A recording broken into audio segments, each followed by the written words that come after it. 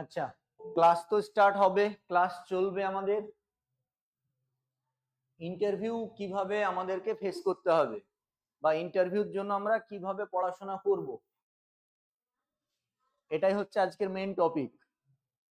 যে আমরা পরীক্ষা দিয়েছি, পরীক্ষা আমাদের ভালো খারাপ যাই হয়েছে, কারোর ভালো হয়েছে কারোর খারাপ হয়েছে, এটা তো পরীক্ষার একটা পার্ট। কারোর ভালো হবে কারোর খারাপ হবে, সবকিছু মিলেমিশেই থাকতে হবে এবং সবকিছুর সঙ্গে মানিয়ে নিতে হবে। অনেক যাদের খারাপ হয়েছে তাদের কষ্ট হচ্ছে, কষ্ট হওয়াটাই স্বাভাবিক, কিন্তু কিছু তো করার নেই। হ্যাঁ, চেষ্টা করেছো, হচ্ছে না, আবার চেষ্টা করতে থাকো, আবার পরীক্ষা হবে। এমন নয় যে পরীক্ষা হবে না, পরীক্ষা হবে। মেন বিষয় হচ্ছে পরীক্ষাটা 10 বছর হয়নি, অনেকেই ভাবছে আবার 10 বছর পরীক্ষা হবে না, এটা নয়। দেখো, পরীক্ষা 10 বছর না হওয়ার পেছনে কারণটাই হচ্ছে আপার প্রাইমারির একটা কেস ছিল, সেই কেসটা 10 বছর অবধি চলেছে। এই রিসেন্ট আপার প্রাইমারিটা, এবং সেই আপার প্রাইমারির কেসে কোর্টের অর্ডারই ছিল যতক্ষণ পর্যন্ত এই কেসটা না মিটছে ফার্দার কোনো রিক্রুটমেন্ট করা যাবে না। এটাই ছিল আপার প্রাইমারির কেসেরই, যে এইটাকে আগে ক্লিয়ার করবে তারপরে রিক্রুটমেন্ট করতে পারবে। তো সেই আপার প্রাইমারির কেসটা কিছুদিন আগেই মোটামুটি, আপনারা জানো তো, তোমরা নিয়োগ হলো এবং ওখানে 90% নিয়োগ অলরেডি হয়ে গেছে। 10% প্যারা টিচার যে সংরক্ষণ ছিল, ওখানে ডকুমেন্ট আপলোড নিয়ে একটা কেস আছে, ওই কেসটা এখনো মেটেনি। ওটা হলে হয়তো আপার প্রাইমারিটা হয়ে যাবে। আর এই 26,000-এর এটা এটা তো স্মুথ চলছে, এটা যদি স্মুথলি হয়ে যায় তাহলে কোর্ট কেসের জন্য যে নিয়োগ প্রক্রিয়াটা আটকে ছিল সেটা কিন্তু মিটে যাবে। কোর্ট কেসটা মিটে যাচ্ছে, যেহেতু কোর্ট কেসটা মিটে যাচ্ছে তাই সরকারের নিয়োগ প্রক্রিয়ায় যে বাধাটা সেটা গভর্নমেন্ট চাইলেই করতে পারবে। এর আগে যেটা হয়নি সেটা গভর্নমেন্ট চাইলেও করতে পারে, মানে কোর্ট থেকে অর্ডার ছিল। এরকম নয় যে গভর্নমেন্ট নিয়োগ করছে না, গভর্নমেন্টের নিয়োগ করার ইচ্ছেটাও টেন্ডেন্সি তুলনামূলকভাবে কম ছিল। আগে যেমন প্রত্যেক বছর বছর হতো, তেমন এই বছর বছর হবে এরকম কোনো চিন্তা ভাবনা ছিল না। তো ওখানে একটা বাধাও ছিল, কোর্টের বাধা। এই কোর্টের বাধাটা, এই নিয়োগটা হয়ে গেলে, আপার প্রাইমারি নিয়োগটা হয়ে গেলে কোর্টের বাধাটা উঠে যাচ্ছে। সুতরাং নিয়োগ এসএসসি পরীক্ষা যে হবে না এটা কিন্তু, এই চিন্তা ভাবনাটা মাথা থেকে সরিয়ে দেওয়াই ভালো। হতেই পারে, ঠিক আছে, হতেই পারে, কি হবেও। এবং 26-এ হয়তো পসিবিলিটিটা কম, হয়তো দেখা যাচ্ছে বিধানসভা ভোট আছে, সেখানে গভর্নমেন্ট হয়তো নতুন প্রতিশ্রুতিও দিতে পারে যে আমরা সরকারে আসলে আবার এই অক্টোবরে বা পুজোর ছুটির আগে, নেক্সট পুজোর ছুটির আগে আবার নিয়োগ করবো, বলতেই পারে, এরকম প্রতিশ্রুতি দিতেই পারে। ঠিক আছে, সেখানে একটা আবার তো বলেও ছিল যে 20,000 ভ্যাকান্সি আমরা অলরেডি রেখেই আমরা ভ্যাকান্সি করছি, মানে নিয়োগ করতে পারে। আবার এটাও শোনা যাচ্ছে, এটা না, আপার প্রাইমারির আলাদা ভ্যাকান্সি। এবং এটাও শুনতে পাওয়া যাচ্ছে বিভিন্ন সোর্স থেকে, এটার কোনো গ্যারান্টি নেই, আমি কোনো বলতে পারবো না যে 8,000 ভ্যাকান্সি ইনক্রিজ করা হতে পারে। হ্যাঁ, এই যেটা চলছে এটাতে, এটা এটা এটা কোনো কোনো মানে নয় যে আমি বলেছি বলে যে কোনো নেই, এটা বিভিন্ন সোর্স থেকে শোনা শোনা যাচ্ছে যে 8,000 ভ্যাকান্সি আরো ইনক্রিজ হতে পারে। না, ইনক্রিজ করার পেছনে দুটো রিজন আছে, যে টিচাররা একটু পিছিয়ে যাচ্ছে, তাদেরকেও চাকরিটা পাইয়ে দিতে হবে সেই জন্য। ঠিক আছে, আর দেখো ওভারঅল নিয়োগ তো প্রায় 35,000 সামথিং, তো তাহলে 35,000 সামথিং এর মধ্যে 26,000 টিচার ছিল, তার মধ্যে 2,000 অলরেডি বাদ গেছে। 24,000 যদি পেয়েও যায় তাও তো 11,000 প্লাস ফ্রেশার্স পাচ্ছে। ফ্রেশার্সরা যে পাবেই না এরকম তো নয়, ফ্রেশার্সরা পাবেই, যে সেখানে সংখ্যাটা কম।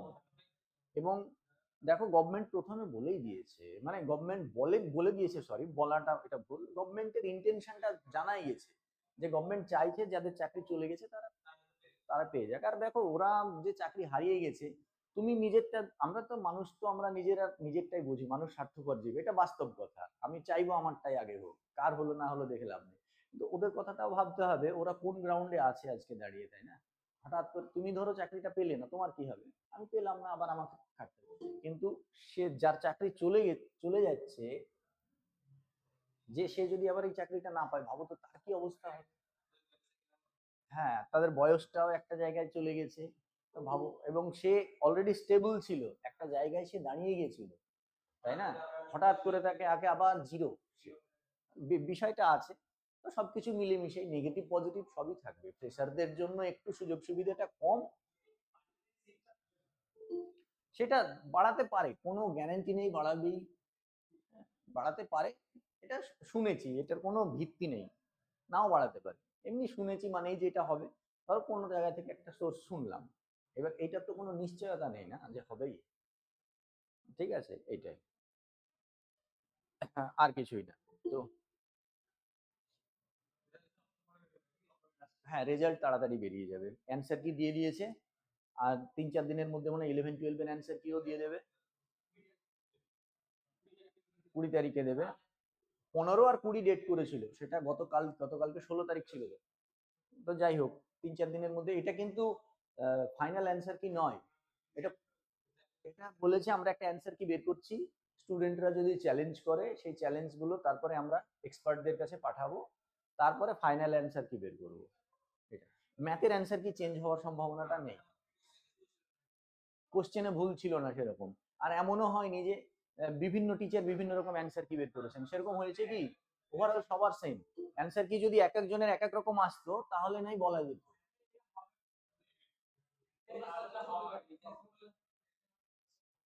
ম্যাথে, হ্যাঁ, ম্যাথে অ্যান্সার কি চেঞ্জ হওয়ার চান্সটা খুবই কম।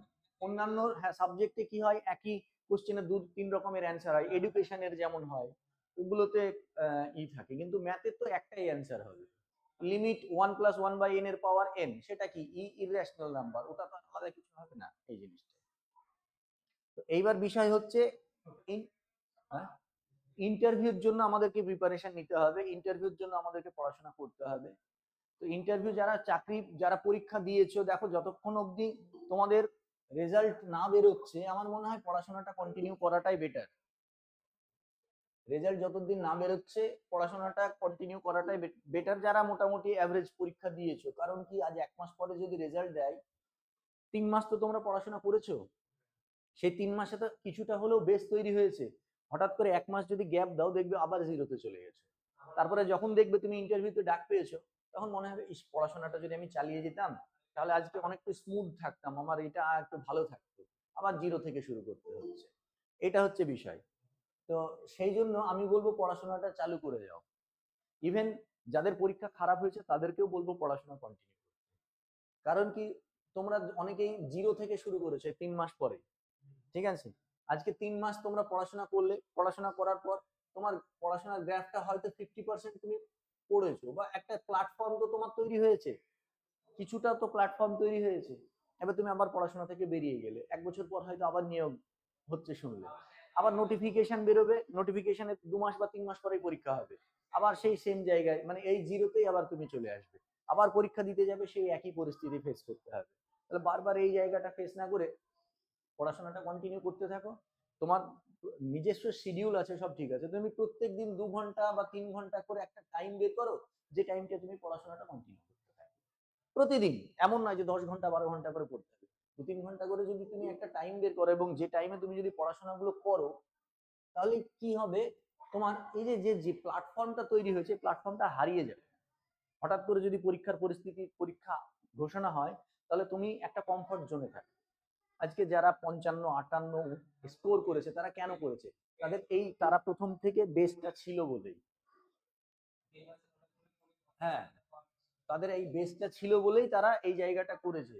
খুব কম স্টুডেন্ট আছে যারা ওই নতুন ঢুকেই 55+ স্কোর করেছে, খুব কম আছে, সেটা নেই বলবো না, আছে, আছে, কিন্তু যাদেরই তুমি 55-র উপরে স্কোর হয়েছে তারা প্রথম থেকেই করে আসছে। হ্যাঁ, বুঝতে একটা পেরেছো? কথা বলবো, হ্যাঁ বলো। বলছি স্যার যে ডেমোটা নেবে, তো ওটা 9-10 লেভেলের পরীক্ষা, তো 9-10 এর বই থেকে দিতে হবে না ক্লাস থেকে নেবে? হ্যাঁ, ডেমোটা 9-10 যেহেতু তোমাদের পরীক্ষা হবে, ডেমনস্ট্রেশন যেটা হবে, সেটা তোমরা যেহেতু 9-10ই পড়াবে, তোমাদেরকে 9-10-এরই ক্লাস থেকে ডেমো নিতে হবে। 9-10-এর যে ম্যাথমেটিক্স, সেই ম্যাথমেটিক্স থেকেই, সেখান থেকেই তোমাকে তোমার ইচ্ছা অনুযায়ী একটা টপিক সিলেক্ট করে যেতে হবে, এরকম নয়, আমি যতটুকু জানি যে ওরা কোনো টপিক তোমাকে দেবে না, তোমাকে নিজের সুইটেবল একটা টপিক তোমাকে বানিয়ে নিয়ে যেতে হবে, সেটা নিয়ে গিয়ে ওখানে 10 মিনিট বা 5 মিনিট বা যতটুকু ওরা টাইম দেবে সেই টাইমের মধ্যে তোমাকে এটা পড়াতে হবে। মানে তোমাকে ভেবে নিতে হবে তুমি স্টুডেন্টদের ক্লাস নিচ্ছ, অনুপাতের হয়তো ক্লাস নিচ্ছ, তোমাকে সেইটা ভালো করে সেইটা রেডি করে যেতে হবে, ভাবতে হবে তোমার সামনে স্টুডেন্টরা আছে, তুমি স্টুডেন্টদের পড়াচ্ছ, এটা হচ্ছে ডেমনস্ট্রেশন। হ্যাঁ, ওরাই থাকবে, ওখানে কোনো স্টুডেন্ট থাকবে না, টিচাররা যারা বসে থাকবে তারাই। এইবার তুমি যখন তোমার ডেমনস্ট্রেশন হয়ে গেল, তারপরে তোমার প্রশ্নোত্তর পর্ব যখন হবে, তখন এই প্রশ্নোত্তর পর্বের জন্য তোমার কোনো লিমিটেশনস নেই কোনটা থেকে তোমাকে প্রশ্ন করবে। সব থেকে ম্যাক্সিমাম তোমার সম্ভাবনা হচ্ছে তোমার গ্র্যাজুয়েশনের সিলেবাস থেকে, 9-10 এর যে সিলেবাস সেখান থেকে কোশ্চেন করবে ম্যাক্সিমামটাই। ঠিক আছে, একসঙ্গেই তো হওয়া উচিত, আলাদা আলাদা করে হওয়া তো উচিত নয়। আমি ঠিক এখনো ঠিক জানি না এটা কিভাবে হচ্ছে, কারণ তোমার ডেমনস্ট্রেশন আলাদা আলাদা ডেমনস্ট্রেশন হবে, তারপরে আলাদা ইন্টারভিউ হবে। মাদ্রাসায় কি হয়েছিল সেটা একবার খোঁজ নিতে হবে, জানতে হবে। তোমাদের মধ্যে কেউ মাদ্রাসার ইন্টারভিউ দিয়েছো কিনা জানি না, বা কেউ জানো বিষয়টা একসঙ্গে হয়েছে না আলাদা আলাদা হয়েছে?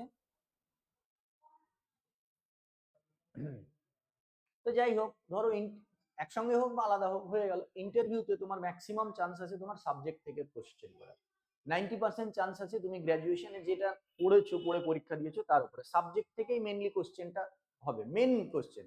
এইবার তার মানে তুমি ভাবতে পারো তাহলে কি সাবজেক্ট থেকেই কোশ্চেন হবে, অন্য কিছু থেকে কোশ্চেন হবে না? না, তুমি যেটা 9-10 এর ম্যাথ যেটা বই যেটা আছে, প্রত্যেককেই বলবো 9-10 এর যারা ইন্টারভিউ দিতে যাচ্ছ তারা 9-10 এর বই, অঙ্কের বইটা নিয়ে নেবে, কিনে নেবে, কিনে নিয়ে সেই অঙ্কের বইগুলো, অঙ্কগুলো, সিলেবাস গুলো দেখতে থাকবে, কি কি আছে না আছে। সিলেবাস তোমাকে জানতে চাইবে, সিলেবাস কি আছে, এটা জানে, অনেকের কাছেই জানতে চাই।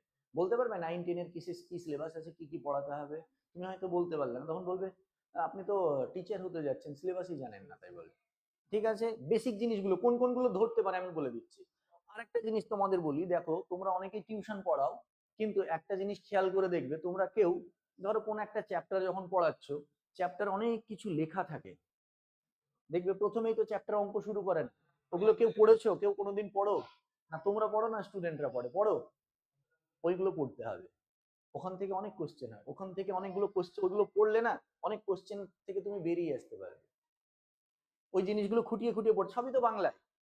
তুমি হয়তো সুদের অঙ্ক করছো বা চক্রবৃদ্ধি সুদের অঙ্ক করছো, প্রথমেই দেখবে অনেক কিছু দেওয়া থাকে, প্রথমেই তো অঙ্ক দেওয়া থাকে না, অনেক কিছু লেখা থাকে। সেই লেখাগুলোকে গল্পের আকারে লেখা থাকে, সেই গল্পগুলো প্রত্যেকটা চ্যাপ্টারে সেই গল্পগুলো পড়বে, কারণ ওখান থেকে তুমি যেটা ক্লাস নিচ্ছ, ডেমনস্ট্রেশন দিচ্ছ, সেখান থেকেও তোমাকে কোশ্চেন করতে পারে। হ্যাঁ, যে তুমি হ্যাঁ অবশ্যই। তো ওই ইন্ট্রোডাকশন যেটা আছে প্রত্যেকটা চ্যাপ্টারে, এখন তো তোমার ওইটাই কাজ, প্রত্যেকটা চ্যাপ্টারে ইন্ট্রোডাকশন গুলো পড়বে। ঠিক আছে, সমস্ত বইয়ের, 9-10 এর, আর 11-12 এর যারা ইন্টারভিউ দেবে তারা 11-12টাও পড়বে, প্রত্যেকটা বইয়ের। ওইগুলোতেই তো ভিতটা তৈরি করে, ভেতরে কি আছে জিনিসের, আমরা তো সেগুলো পড়ি না, আমরা খালি অ্যাপ্লিকেশনের উপরে নির্ভর করে থাকি। ঠিক আছে, জিনিস তো শেখা যাবে তোমার ইন্ট্রোডাকশন থেকে, কি করে আসলো বিষয়টা, চিন্তা ভাবনাটা কোথায় থেকে আসলো, অঙ্কগুলো কেন হচ্ছে, কেন আমরা এটা করছি, সেগুলো ইন্ট্রোডাকশন পড়বো, পড়েই তো জানতে পারবো। এটা হচ্ছে ফার্স্ট। তো তুমি যেটা ডেমনস্ট্রেশন করছো,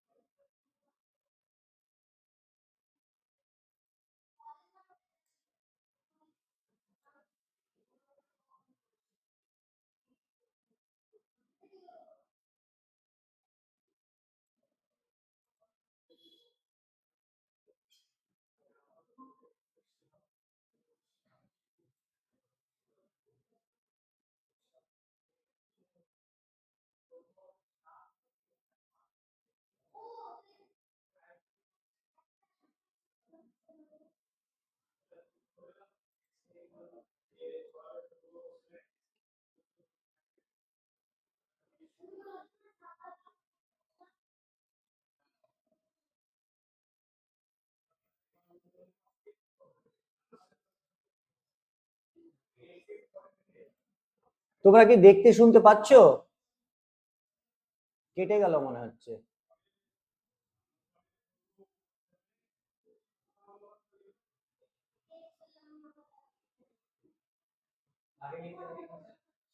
কেটে গেল লিঙ্কটা, মাউসটা নড়ে গেল।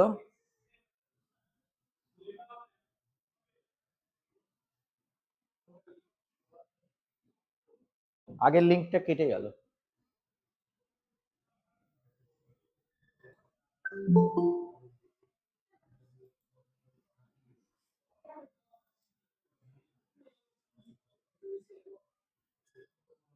অনেকেই জয়েন করেছিল গো, প্রায় 40-45 জন জয়েন করেছিল।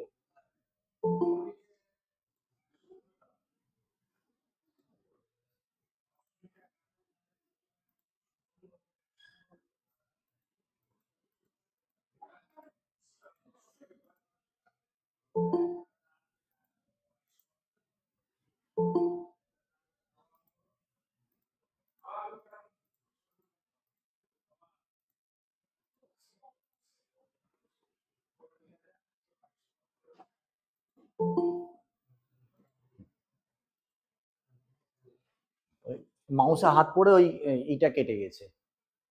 আচ্ছা, যেটা বলছিলাম, ঠিক আছে, এবার তুমি যে টপিকটা ডেমনস্ট্রেশন দিচ্ছ, যে টপিকটা পড়ছো, তার উপরেও তোমাকে কোশ্চেন করতে পারে। এটা হচ্ছে আরেকটা জিনিস তোমাকে বলতে পারে যে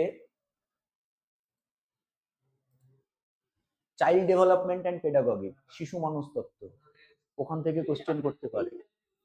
হ্যাঁ, তো তোমাকে, তুমি একদম একদম এটা ভাববে না যে তোমাকে চাইল্ড ডেভেলপমেন্ট অ্যান্ড পেডাগজি থেকে কোশ্চেন করবে না। শিশু, তুমি স্টুডেন্টদেরকে পড়াতে যাচ্ছ, তো তো ওটা তোমাকে জেনে যেতেই হবে, কোশ্চেন করতেই পারে, কারণ এক্সপার্ট থাকতেই পারে সেখানে। বোঝা গেল? তো সেটাও তোমাকে কিন্তু পড়তে হবে। হয়েছে। নেক্সট আরেকটা জিনিস ইম্পর্টেন্ট বলি, যেটা তোমার বাড়ি বা তোমার বাড়ি যেখানে, তোমার লোকাল এরিয়া, তুমি কোন জেলার বাসী সেটা সম্পর্কে তোমাকে সেই জেলার, যেমন যারা মুর্শিদাবাদ, ঠিক আছে, তোমাকে মুর্শিদাবাদ সম্পর্কে, মুর্শিদাবাদের ইতিহাসটা ভালো করে জেনে যেতে হবে। তোমার গ্রাম বা তোমার থানা যেটা, সেখানের যদি কোনো ইতিহাস থাকে সেটা তোমাকে জেনে যেতে হবে। লোকালিটি সম্পর্কে এগুলো কোশ্চেন করে।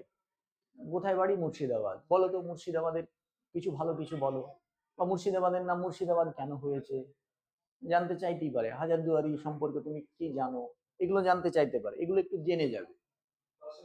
দর্শনীয় স্থান কি কি আছে, হ্যাঁ, এগুলো জানতে পারে। তুমি হয়তো বলবে এগুলো কি জানা দরকার? হ্যাঁ, জানা দরকার।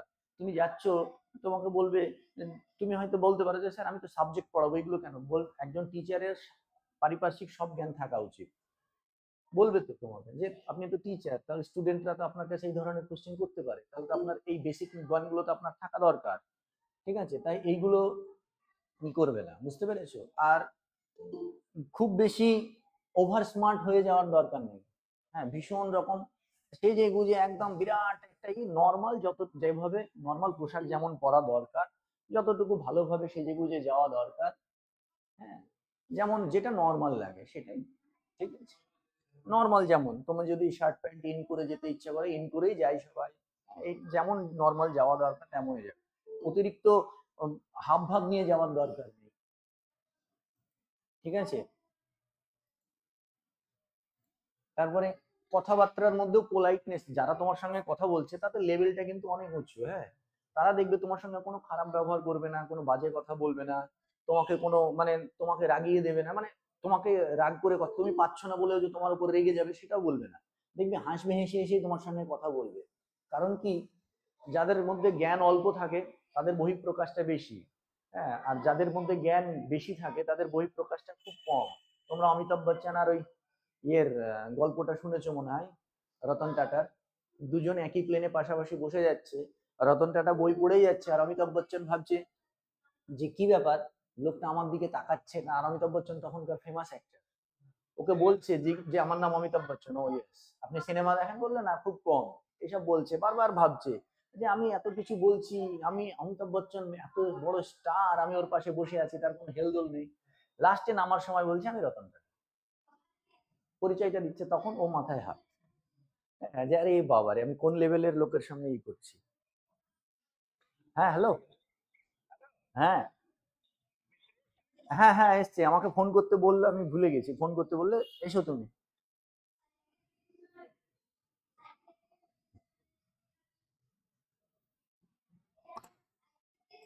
হুম। তো এরকম তো তোমরাও বেশি, খুব বেশি ই করবে না। আরেকটা জিনিস, তোমাদেরকে ইংলিশেও কথা বলতে পারে, বাংলাতেও কথা বলতে পারে। কিছু কিছু কথা হয়তো ইংলিশে বললো, কিছু কিছু কথা বাংলায় বললো, তুমি তোমার কমফোর্ট বুঝে কথা বলবে। ইংলিশ জানো বলে সেখানে ইংলিশের বহিঃপ্রকাশ দেখাতে যাবে না, কারণ যারা থাকবে, যারা ওখানে থাকবে তারা তোমার থেকে অনেক বেটার লেভেলের ইংলিশ জানে। ঠিক আছে, তুমিও হয়তো খুব ভালো ইংলিশ জানো, ঠিক আছে, কিন্তু তুমি ইংলিশ জানো বলে সেখানে আমি ইংলিশ জানি, মানে বেশি অ্যাটিটিউড দেখানোর দরকার নেই, সেগুলো নেগেটিভ একটা ইনফ্লুয়েন্স তৈরি করে। ইংলিশে বলবে, তুমি যদি ইংলিশে বলতে পারো বলবে, নাহলে বলবে স্যার বাংলায় বলবো, জিজ্ঞেস করবে স্যার আমি বাংলায় বলবো, বলবে আমি ইংলিশে খুব একটা কমফোর্টেবল নই, চেষ্টা করবে ইংলিশে বলার, ইংলিশ বাংলা মিলিয়ে মিশিয়ে বলবে, কোনো অসুবিধা নেই। ঠিক আছে স্যার হ্যাঁ বলছি আমরা 9-10 হুম 9-10 সিলেবাসটা করে দিই। 9-10 আমাদের কি 11-12 এর জিএস থেকে কোশ্চেন করতে হবে? হ্যাঁ 11-12 গোটা সিলেবাস থেকে? 11-12 এর জিনিস থেকে দেখো, তোমার সিলেবাস তো আছে 9-10 এর, তোমরা তো একটা সিলেবাস ফলো করেছো, সেই সিলেবাস ফলো করে যাচ্ছ। এবার বিষয় হচ্ছে যারা এক্সপার্ট আছে তারা তো আর পুঙ্খানুপুঙ্খ সিলেবাস দেখে বসে নেই যে তোমার রিম্যান ইন্টিগ্রেশন তোমার সিলেবাসে ছিল না, এটা তো আর উনি দেখে বসে নেই। ওরা ওভারঅল ম্যাথামেটিক্স থেকেই কোশ্চেন করবে, সেখানে হয়তো এমনও করে ফেলতে পারলো রিম্যান ইন্টিগ্রেশন থেকে একটা কোশ্চেন করেই ফেললো, তখন তুমি বলবে যে স্যার এটা আমাদের 9-10 এর সিলেবাসে নেই, এটা বলবে। উনি তো বলতেও পারেন ম্যাথ অনার্স তো করেছো, ম্যাথ অনার্সে তো আছে, অনার্সে তো আছে, তুমি তো ম্যাথ অনার্স স্টুডেন্ট, তাই যতটা পারবে পড়ে যাবে, যতটা পারবে পড়ে যাবে, এটা হচ্ছে বিষয়। যে কোনটা পড়বো কোনটা পড়বো না, এটাই কি পার্টিকুলার পড়বো যে না ওটা 11-12 এর টপিক আমি কেন পড়বো, এই জিনিসগুলো থেকে বেরিয়ে আসতে হবে, নিজেকে সফট করতে হবে, জলের মতো সফট করতে হবে এই জায়গাগুলো, বুঝতে পেরেছো? ঠিক আছে, আর কোনো প্রশ্ন থাকলে বলো। 11-12 এর সবটাই বাদ দিয়েছি। হ্যাঁ 11-12 এর সবটাই বাদ দিয়েছো, ঠিক আছে, দেখো এখন যদি তোমার মনে হয় যে 11-12 এর কোনো টপিকই আমি পড়বো না, না পড়েই যাব, সেটা পড়তে পারো। এবার তোমার যদি হেক্টিক মনে হয় যে 11-12 এর টপিক গুলো এত কিছু পড়তে গেলে আমার অসুবিধা হয়ে যাচ্ছে, তাহলে পড়ো না। আর যদি মনে হয় যে না আমি পড়তে পারবো, তাহলে পড়ো। সবটাই নির্ভর করছে তোমার ক্ষমতার উপরে। ঠিক আছে, তুমি যদি ভাবো যে আমি পড়তে পারবো তাহলে পড়ো, আর তুমি যদি ভাবো যে আমি পড়তে পারবো না আমার অসুবিধা হয়ে যাচ্ছে, তাহলে পড়ো না। ঠিক আছে, আর কারোর কোনো কোশ্চেন থাকলে বলো, না হলে আমরা এবার সাবজেক্ট নিয়ে একটু আলোচনা করব। দু একটা স্যাম্পল কোশ্চেন বলো না? হ্যাঁ বলো কি স্যাম্পল কোশ্চেন কিছু বলে না? আসছি, সব আসছে, আমি কোশ্চেন নিয়েই আলোচনা করবো, আমি কোশ্চেন নিয়েই সাবজেক্টের কোশ্চেন তো আমি শুরুই, আমরা তো আলোচনাই করবো কোশ্চেনের সাবজেক্ট নিয়েই। তোমাদের কোনো কিছু জানার থাকলে বলতে পারো, আমার জানা বা কোনো কোশ্চেন থাকলে বলতে পারো, নাহলে আমি সাবজেক্টটা শুরু, ঠিক আছে, পড়তে পড়তে আমরা বলবো। হ্যাঁ তোমাকে আরেকটা জিনিস বলি, ইন্টারভিউতে মেন যে জায়গাটা আমি যতটুকু দেখেছি, হ্যাঁ কম বেশি ইন্টারভিউ আমিও তো দিয়েছি, ইন্টারভিউতে তোমাকে জিজ্ঞেস করে কি পড়ে এসছো, তাই তোমাকে জিজ্ঞেস করা হয় যে তুমি কি পড়ে এসছো, তখন তোমাকে নিজের কমফর্টের জায়গাটা বলতে হবে, হ্যাঁ যে জায়গাটা তোমার খুব ভালো প্রিপারেশন হয়ে আছে, কিন্তু তার মানে এটা নয় যে তুমি ভাবছো যে তোমার ওইটা কমফর্ট আছে তুমি ওইটা বলে দেবে, আর তোমাকে ওই ভালো, যারা আছে তারা অনেক, তাদের লেভেলটা ভাবতে হবে কোন লেভেলে, হ্যাঁ একটা জিনিস থেকে তারা কত কি বের করে দেবে, তখন তুমি মাথা ঠুকবে যে আরে আমি এটা বলেই তো ভুল করলাম। হ্যাঁ বোঝা গেল তো, এরকম তবুও তোমাদেরকে অপরচুনিটি দেওয়া হয়, স্টুডেন্টদের অপরচুনিটি দেওয়া হয় যে তুমি কোনটা পড়ে এসছো বলো, কোন টপিকটা, তুমি বলবে সব পড়ে এসছি, বলবে সব পড়ে এসছো, তাই বলবে, হ্যাঁ তখন সব জন জানতে চায় যে বলো তো কোন টপিকটা তোমার কোনটা ভালো লাগে, বা তুমি কোনটা পড়ে এসছো, কোনটার এই নিয়ে এসছো, এটা জানতে চাই। ঠিক আছে, তো যেমন আমি প্রথমে লিনিয়ার নিয়ে একটু আলোচনা করি। লিনিয়ার আরেকটা জিনিস, সাবজেক্ট তোমরা যেটা পড়বে সেটা কি পড়বে, অ্যাপ্লাইড পড়বে না পিওর পড়বে। দেখো আমি যতটুকু জানি এক্সপিরিয়েন্স থেকে আমি বলছি, পিওর থেকে ইন্টারভিউয়ে সব থেকে বেশি কোশ্চেন হওয়ার জায়গা হচ্ছে পিওর ম্যাথামেটিক্স। অ্যাপ্লাইড থেকে কোশ্চেন হওয়ার চান্সটা খুব কম, অ্যাপ্লাইড থেকে ভাই কোশ্চেন খুব কম হয়, অ্যাপ্লাইড থেকে, পিওর থেকে বেশি হয় কোশ্চেন, অ্যাপ্লাইড থেকে কম। স্ট্যাটিস্টিক্স হ্যাঁ তো 9 এ ঢুকিয়ে দিই, সে তো বলছিস, আমি কি বলছি আমার কথাটাকে শোনো, পিওর থেকে বেশি কোশ্চেন হয়, এবং তার জন্য তোমাদেরকে দেখো আমি তোমাদেরকে আগেও বলে দিয়েছি, লিনিয়ার অ্যালজেব্রা স্কেম অফার বই, ওখানে গ্রুপ থিওরি লিনিয়ার সবটা কভার হয়ে যাচ্ছে, রিয়েল অ্যানালিসিস স্কেম অফার বই, এই দুটো বই পড়ো, এই দুটো বইয়ে একটা ম্যাক্সিমাম জায়গা তৈরি করে দেবে তোমাদের, এর বাইরেও আরো কিছু কিছু টপিক পড়তে হবে, খালি এর মধ্যে এর উপরে নির্ভরশীল থাকলে হবে না। ঠিক আছে, যেমন লিনিয়ার অ্যালজেব্রা, তোমাকে প্রথমেই লিনিয়ার অ্যালজেব্রা ম্যাট্রিক্স আর ডিটার ম্যাট্রিক্সের ডেফিনিশন তোমরা সবাই জানো। এবার আমরা 18 ধরনের ম্যাট্রিক্স পড়েছি, 18, 18 টাইপস অফ ম্যাট্রিক্স পড়েছি, তাই নয় কি? তার মধ্যে আমরা ডায়াগোনাল ম্যাট্রিক্স পড়েছি। ডায়াগোনাল ম্যাট্রিক্স, বলো ডায়াগোনাল ম্যাট্রিক্স কাকে বলা হয়? ডায়াগোনাল ম্যাট্রিক্সের ডেফিনিশন কি? ডায়াগোনাল ম্যাট্রিক্সের ডেফিনিশন, ডায়াগোনাল ম্যাট্রিক্সের ডেফিনিশন, ওই দেখো গৌরাঙ্গ প্রথমেই ভুল বললো, ডায়াগোনাল গুলো নন জিরো, আদার্স গুলো জিরো।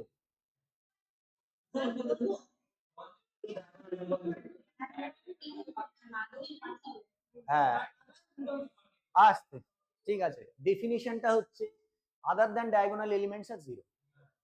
ডায়াগোনাল এলিমেন্ট গুলো নিয়ে আমি কোনো কথা বলবো না, কিন্তু ডায়াগোনাল এলিমেন্ট গুলো বাদ দিয়ে বাকি এলিমেন্ট গুলো জিরো। যদি আমরা 3x3 একটা ম্যাট্রিক্স নিই, এটা ক্রস, এটা জিরো, এটা জিরো, এটা জিরো, এটা ক্রস, এটা জিরো, এটা জিরো, এটা জিরো, এটা ক্রস, এই হচ্ছে ডায়াগোনাল ম্যাট্রিক্সের ডেফিনিশন।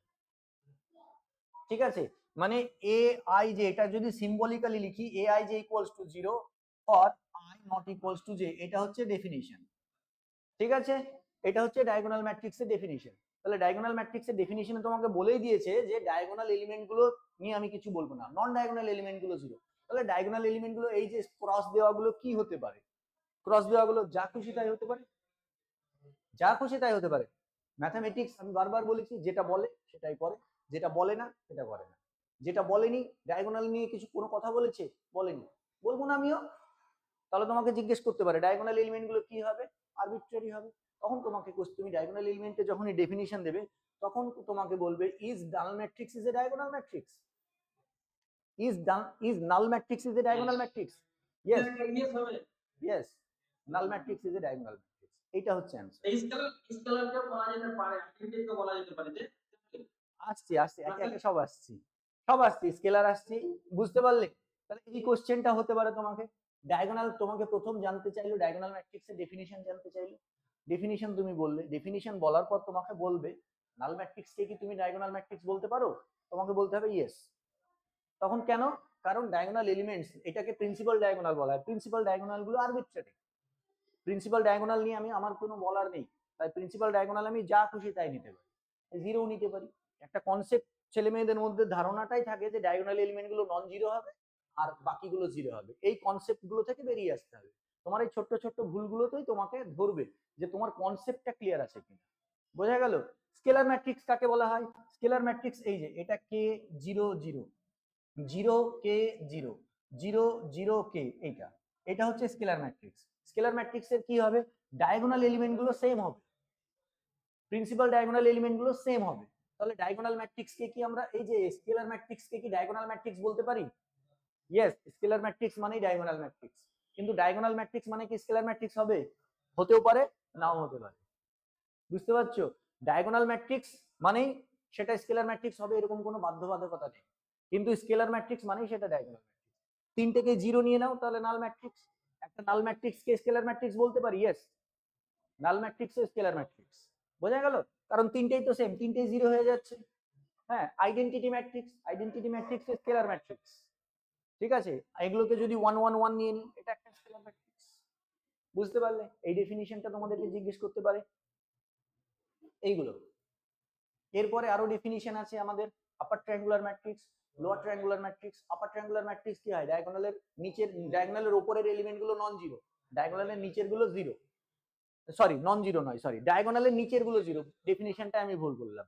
আপার ট্রায়াঙ্গুলার কাকে বলবে? ডায়াগোনালের নিচের গুলো জিরো, ওপরের গুলো আমি জানি না। ডেফিনিশন কি বলছে? ডায়াগোনালের নিচের এলিমেন্ট গুলো জিরো, এটা যদি ডায়াগোনাল হয়, এটা যদি ডায়াগোনাল হয়, এইগুলো জিরো হবে, তাহলে এটা হবে আমার upper triangular matrix. Lower triangular matrix কাকে বলবো? ডায়াগোনালের উপরের গুলো জিরো হবে, এটাকে বলবো লোয়ার ট্রায়াঙ্গুলার ম্যাট্রিক্স। এইগুলোতে লোয়ার আর আপার থেকে ডেফিনিশন খুব একটা ধরবে না। ঠিক আছে, তারপরে তোমাকে জিজ্ঞেস করবে বলো সিমেট্রিক ম্যাট্রিক্স কাকে বলে?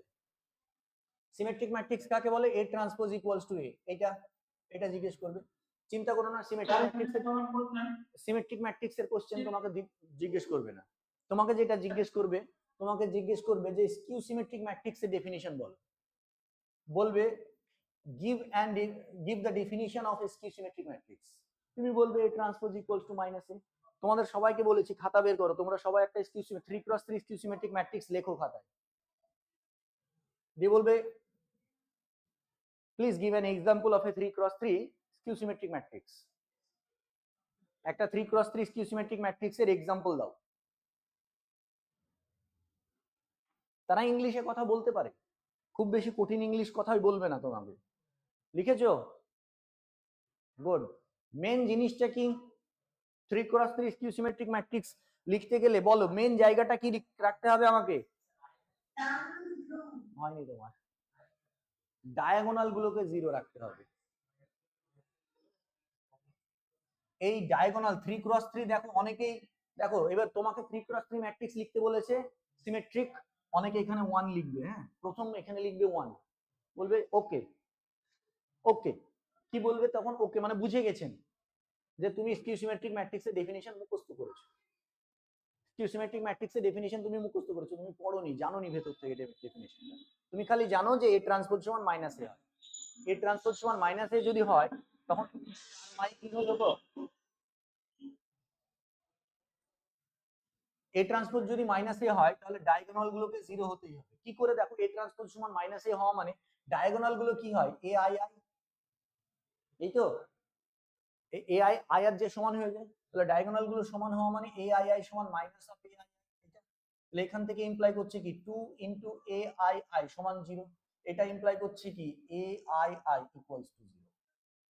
ঠিক আছে, তার মানে ডায়াগোনাল গুলোকে প্রথমে 0 করতে হবে। ডায়াগোনাল গুলোকে যদি তুমি 0 লেখো তাহলে বলবে ইয়েস। যখন তুমি এখানে 0 লিখবে তখন এক্সামিনার বুঝতে পারবে যে এ জানে। আর যখন তুমি এখানে 2 লিখবে বা নন জিরো কোনো এলিমেন্ট দেবে তখন বলবে যে স্কিউ সিমেট্রিকের ডেফিনিশনই খালি মুখস্থ করেছে। এটা একটা খুব ইম্পর্টেন্ট কোশ্চেন যেটা ভাই ভাই ধরা হয়। স্কিউ সিমেট্রিক ম্যাট্রিক্সের ডেফিনিশন, প্রথমে তোমাকে ডেফিনিশন ধরবে, তারপরে তোমাকে বলবে write an example of A skew symmetric matrix. সবচেয়ে এইবার তুমি কি করবে? এখানে যদি 1 লেখো তাহলে এর করসপন্ডিং এখানে -1 লিখে দিতে হবে। এখানে তুমি হয়তো 2i লিখলে, লিখে দাও এখানে -2i। তুমি কমপ্লেক্স নাম্বার নিতেই পারো, কোনো অসুবিধা নেই। এখানে যদি 4 লেখো এখানে কত লিখবে? -4। স্কিউ সিমেট্রিক যেটা এর করসপন্ডিং গুলো নেগেটিভ। এটা হচ্ছে কমপ্লেক্স লিখলে তো আবার কোশ্চেন করতে পারে যে কমপ্লেক্স দিয়ে একটা কমপ্লেক্স না বেশি করতে গেলে তুমি লিখতেই পারো, আমি বলছি তোমার যদি মনে হয় তুমি লিখবে, না হলে জেনারেল লিখবে। খুব বেশি পাণ্ডিত্য দেখাতে যাবে না। হ্যাঁ আমার ধরে নিতে পারে না। একদমই, আমি তোমাদেরকে তো বলছি খুব বেশি পাণ্ডিত্য দেখানোর চেষ্টা করবে না। বেশি পাণ্ডিত্য দেখালে আর ব্যাচে পড়ে যাবে। এই বেশি পাণ্ডিত্য দেখানোর দরকার নেই তোমাকে, খুব বেশি বলারও দরকার নেই যে তুমি আমি এত কিছু জানি, এগুলো দেখানোর দরকার নেই। কারণ তোমার সামনে যে আছে, হ্যাঁ তোমার সামনে যিনারা থাকবেন তিনারাদেরকে বলতে পারো তিনারা অগাধ সমুদ্র। হ্যাঁ, তাদের সঙ্গে তুমি কখনো পেরে উঠবে না। তাই নিজের যতটুকু জানো সেইটুকু জানার উপরেই বলো, বেশি অতিরিক্ত বলার দরকার নেই। যতটুকু জানতে চেয়েছো ততটুকু বলো, বেশি কথা বলারও দরকার নেই। ওরা তোমার হয়তো মনে হবে কিভাবে ফেস করব, ওরা দেখবে তোমাকে যখন আসবে তোমার সঙ্গে নর্মাল কথাবার্তা বলবে, বাড়ি কোথায়, তোমার নাম কি, এইগুলো কথাবার্তা বলে তোমাকে একটু কমফর্টে নিয়ে আসার চেষ্টা করবে। অনেকে তো ইন্টারভিউ ফেস করতে গিয়ে কাঁপতে লাগে, টেনশন, এগুলো স্বাভাবিক। অনেকে পারে না এই জিনিসগুলো, নার্ভ টেনশনটা নিতে পারে না অনেকে। হ্যাঁ, তো সেই জন্য কি করে প্রথমেই ওরা যারা ইন্টারভিউ নেয় তারা জানে যে একটা ওকে আগে কমফর্ট জোনে নিয়ে আসতে হবে। ঠিক আছে, আর একটা বিষয় তোমাদেরকে বলি, বারবার একটা কথা বলে দিচ্ছি, দেখো বারবার বলছি, এই একটা কথা আমি তোমাদের বলছি, দেখো পরীক্ষার হল থেকে বেরিয়ে এসে যেমন তুমি জানা জিনিস ভুল করেছো, দিয়ে মনে হচ্ছে যে কি ভুল করলাম, আর কি কিছু করার আছে? বলো, কিছু করার আছে? তোমাদেরকে এই যে আমি এইটা বলেছিলাম 1 - x ইকুয়ালস টু আর 1 + x, না কি ছিল একটা 2 - x, কি ছিল রেশনাল ইররেশনাল? হ্যাঁ হ্যাঁ, ওই দুটো সমান করে দিতে হবে ওইটা। এবার এটা এই প্যাটার্ন তো এইটা এইটা এইটা এই দুটোকে সমান, একটা 1 + x একটা 1 - x। এটা যখন x রেশনাল এটা ইররেশনাল, এই দুটোকে যদি সমান করে দিই 1 - x ইকুয়ালস টু 1 + x, এখান থেকে কি আসছে 2x ইকুয়ালস টু 0, এটা ইমপ্লাই করছে x ইকুয়ালস টু 0। তাহলে x কেবলমাত্র 0তেই কন্টিনিউয়াস হবে, অন্যান্য পয়েন্টে হবে না কন্টিনিউয়াস। এই জিনিসটা এমন কোনো ছেলে নেই যে এই জিনিসটা জানে না যারা রিয়েলের ক্লাস করেছে। এবার তুমি পরীক্ষার হল থেকে এটা, পরীক্ষার হলে গিয়ে এটা ভুল করেছো, পরীক্ষার হলে এই জিনিসটা ভুল করেছো, বলো তো তোমার কতটা খারাপ লাগবে? বলো কতটা খারাপ লাগবে? তাহলে তুমি কি করবে? আমার তখন মাথাতে আসেনি জিনিসটা, আমি কোশ্চেনটা পড়েছি কিন্তু আমার মাথাতে সেভাবে আসেনি জিনিসটা, বেরিয়ে আরে এটা তো এত সোজা জিনিস, এত সোজা, আর কিছু করার আছে তোমার? করার নেই। ঠিক এখানেও ঠিক তাই, ইন্টারভিউ দেয়, স্যার আমি জানতাম কিন্তু বলতে পারিনি গো, ওসব কোনো এক্সকিউজ খাটবেই না। তুমি বাইরে বেরিয়ে এসে তুমি যদি বলো আমাকে 10টা কোশ্চেন করেছে, আমি 10টাই জানি কিন্তু আমি বলতে পারিনি, কোনো ভ্যালু, কোনো কিচ্ছু নেই। তোমাকে তুমি জানো সেটা ইমপ্লিমেন্ট করতে পেরেছো কিনা। আমি টেনশনে বলতে পারিনি, সব ব্ল্যাঙ্ক হয়ে গেছিল মাথা, কিচ্ছু যায় আসে না। কারণ এক্সামিনাররা বসে নেই যে তুমি জানো কি জানো না সেটা দেখার জন্য, মানে তুমি তোমার টেনশনে তুমি বলতে পারো নি কি কি, এক্সামিনাররা এসছেন তুমি জানো কিনা তার বেসিসে তোমাকে নাম্বার দেবে। কারণ তুমি ওই যে এটা ভুল করেছো তোমাকে নাম্বার দেবে নাকি? দেবে না। সেখানেও যারা বসে আছেন তুমি যদি অ্যান্সার করতে পারো তবেই তোমাকে নাম্বার দেবে, না করতে পারলে দেবে না। ঠিক আছে? হ্যাঁ, এবং পরীক্ষা দেওয়ারও প্যাটার্ন আছে, একটা নির্দিষ্ট প্রসেস আছে, যেগুলো কমফর্ট জোনের কোশ্চেন সেগুলো আগে অ্যাটেন্ড করতে হয়। তোমাদের বারবার বলেছিলাম কোশ্চেন 60খানা কোশ্চেন পড়বে, প্রত্যেকটা কোশ্চেন পড়বে, পড়বে আর এগোবে, পড়বে আর এগোবে, পড়বে আর এগোবে। যেটা মুখে মুখে হয়ে যাচ্ছে সেগুলো সলভ করো, যেগুলো মনে হচ্ছে একটু সময় লাগবে রেখে দাও, আবার যেটা মুখে মুখে হয়ে যাচ্ছে সেটা গোল করে দাও। গোল করার আগে একবার কোশ্চেনটাকে ভালো করে পড়ে নাও, ট্রু আছে না ফলস আছে, which of the following is false, which of the following is true, এই জিনিসগুলো ভালো করে পড়ে না গোল করার আগে, দিয়ে ওইভাবে গোল করে নাও, তারপরে যেগুলো সময় লাগবে সেগুলো করো। এইভাবে একটা প্যাটার্নে আমি প্রত্যেকদিনই প্রায় এইগুলো বলতাম তোমাদের ক্লাসে, যে এইভাবে এইভাবে এইভাবে এইভাবে। আর কোশ্চেন কম বেশি প্রায় ম্যাক্সিমাম কোশ্চেনই কমন, যেগুলো তোমরা ক্লাসে করেছো ওই সব কোশ্চেনই এসছে। ঠিক আছে? যেমন তোমাদেরকে অনেকেই 11-12 এর কোশ্চেন দেখো, series of function, sequence of function, Riemann integration, এগুলো থেকে যে কোশ্চেন গুলো এসছে ওগুলো আমার ইউটিউব চ্যানেলে আমি তোমাদেরকে যে প্লেলিস্ট গুলো দিয়েছি ও কোশ্চেন গুলো সব সলভ করে দেওয়া আছে। আজ থেকে 4 বছর আগে ওগুলো আমার ইউটিউব চ্যানেলে পোস্ট করে দেওয়া আছে, সব কোশ্চেন গুলো দেখবে। পাওয়ার সিরিজের রেডিয়াস অফ কনভার্জেন্স বের করা যে অঙ্কটা এসছে, যে পাওয়ার সিরিজ পড়বে সেই পারবে। পাওয়ার সিরিজ না পড়ে, পাওয়ার সিরিজের মেন জায়গাটাই তো হচ্ছে রেডিয়াস অফ কনভার্জেন্স বের করা। পাওয়ার সিরিজটা মেনটাই তো রেডিয়াস অফ কনভার্জেন্স বের করা। তাহলে তুমি পাওয়ার সিরিজ পড়লেই ওই কোশ্চেনটা পারবে, না পড়লে পারবে না। fx equals to x to the power n, sequence of ফাংশনের pointwise convergent uniform, S K মাপার প্রথম এক্সাম্পলই ওটা। এসকে মাপার বইয়ে পয়েন্ট ওয়াইজ কনভার্জেন্টের ডেফিনিশন, তারপরে ফার্স্ট এক্সাম্পলই হচ্ছে fx equals to x to the power n, দেখবে বই খুলে। ঠিক আছে? এগুলো আচ্ছা, এই হচ্ছে কি হলো, এইটা আসছে। তাহলে জিনিস হচ্ছে যে আমি জানি কিন্তু বলতে পারলাম না, কোনো কাজ নেই। তোমাকে জানার জিনিসটা বলতেও হবে, তবেই তোমার কাজ হবে। হলো, নেক্সট আরো ডেফিনিশন আছে, সিমেট্রিক, স্কিউ সিমেট্রিক। তোমাকে এইরকমও কোশ্চেন করতে পারে, নিউমেরিক্যাল থেকে তুমি হয়তো ভাবতে পারো কি কোশ্চেন করবে। নিউমেরিক্যাল এনে তুমি ভাবতে পারো যে কি কোশ্চেন করবে, বলো তো নিউমেরিক্যাল থেকে। আমি তোমাকে জিজ্ঞেস করলাম, জিজ্ঞেস করতে পারি, do you know about tangent method? বলো তো ট্যানজেন্ট মেথড কাকে বলা হয়? Good, very good, Newton Raphson মেথডকে ট্যানজেন্ট মেথড বলা হয়। ঠিক আছে? নিউটন র্যাপসন মেথডকে তুমি বলবে ইয়েস, দিয়ে বলবে টেল আস, তখন তুমি কি বলবে? Newton Raphson method is called tangent method. Why?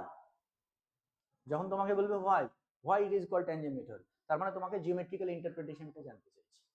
Newton Raphson মেথডের জিওমেট্রিক্যাল প্রত্যেকটা টপিক, প্রত্যেকটা এর জিওমেট্রিক্যাল ইন্টারপ্রিটেশনটা বলবে। রোলস থিওরেমের জিওমেট্রিক্যাল ইন্টারপ্রিটেশন সবগুলোর পড়বে, কোনোটার বাদ দেবে না। তাহলে নিউমেরিক, হ্যাঁ হ্যাঁ বলতেই পারে। এবার তোমাকে নিউমেরিক যখন তোমাকে খাতা দিয়ে দিল, তুমি নিউটন র্যাপসন মেথডের জিওমেট্রিক্যাল ইন্টারপ্রিটেশনটা আঁকছো, তুমি এইভাবে কার্ভ নিলে। ঠিক আছে? এই পয়েন্টটা আমাদের, এই যে এইটা হচ্ছে আমাদের পয়েন্ট, সরি না ভুল হলো, এইভাবে নয়,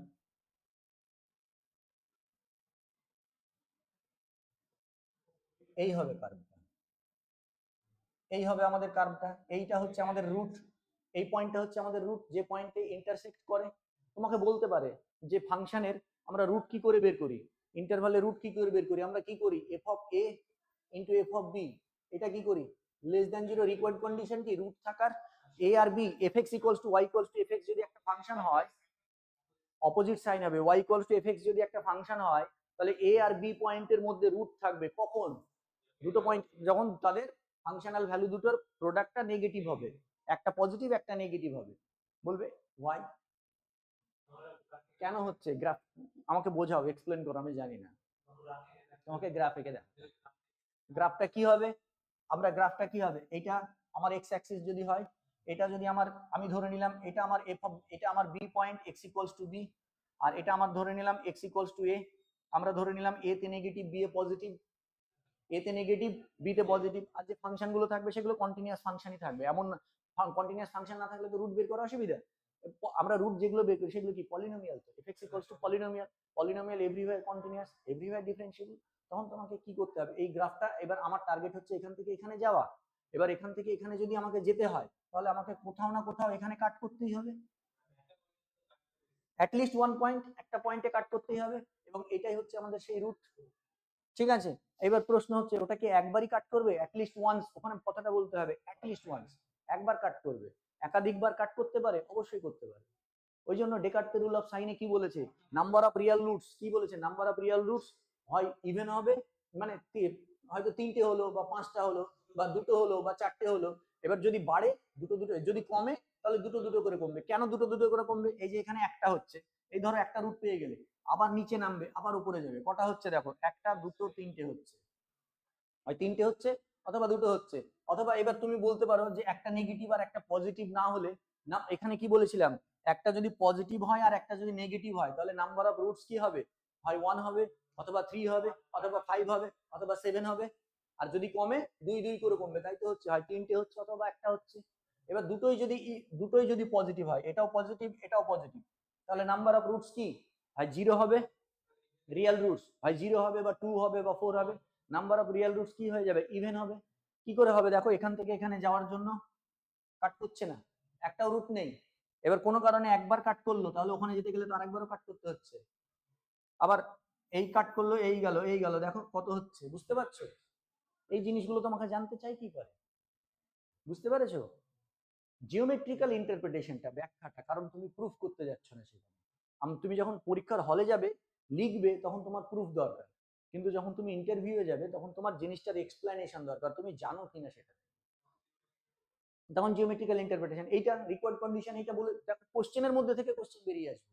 যখন তোমাকে বললো রিকোয়ার্ড কন্ডিশনটা কি, তুমি বললে এটা, বললে এটা কেন হচ্ছে বলো, তখন তোমাকে এটা বলতে হবে। ঠিক আছে, এবার তোমাকে জিজ্ঞেস করতে পারে, হ্যাঁ হ্যাঁ,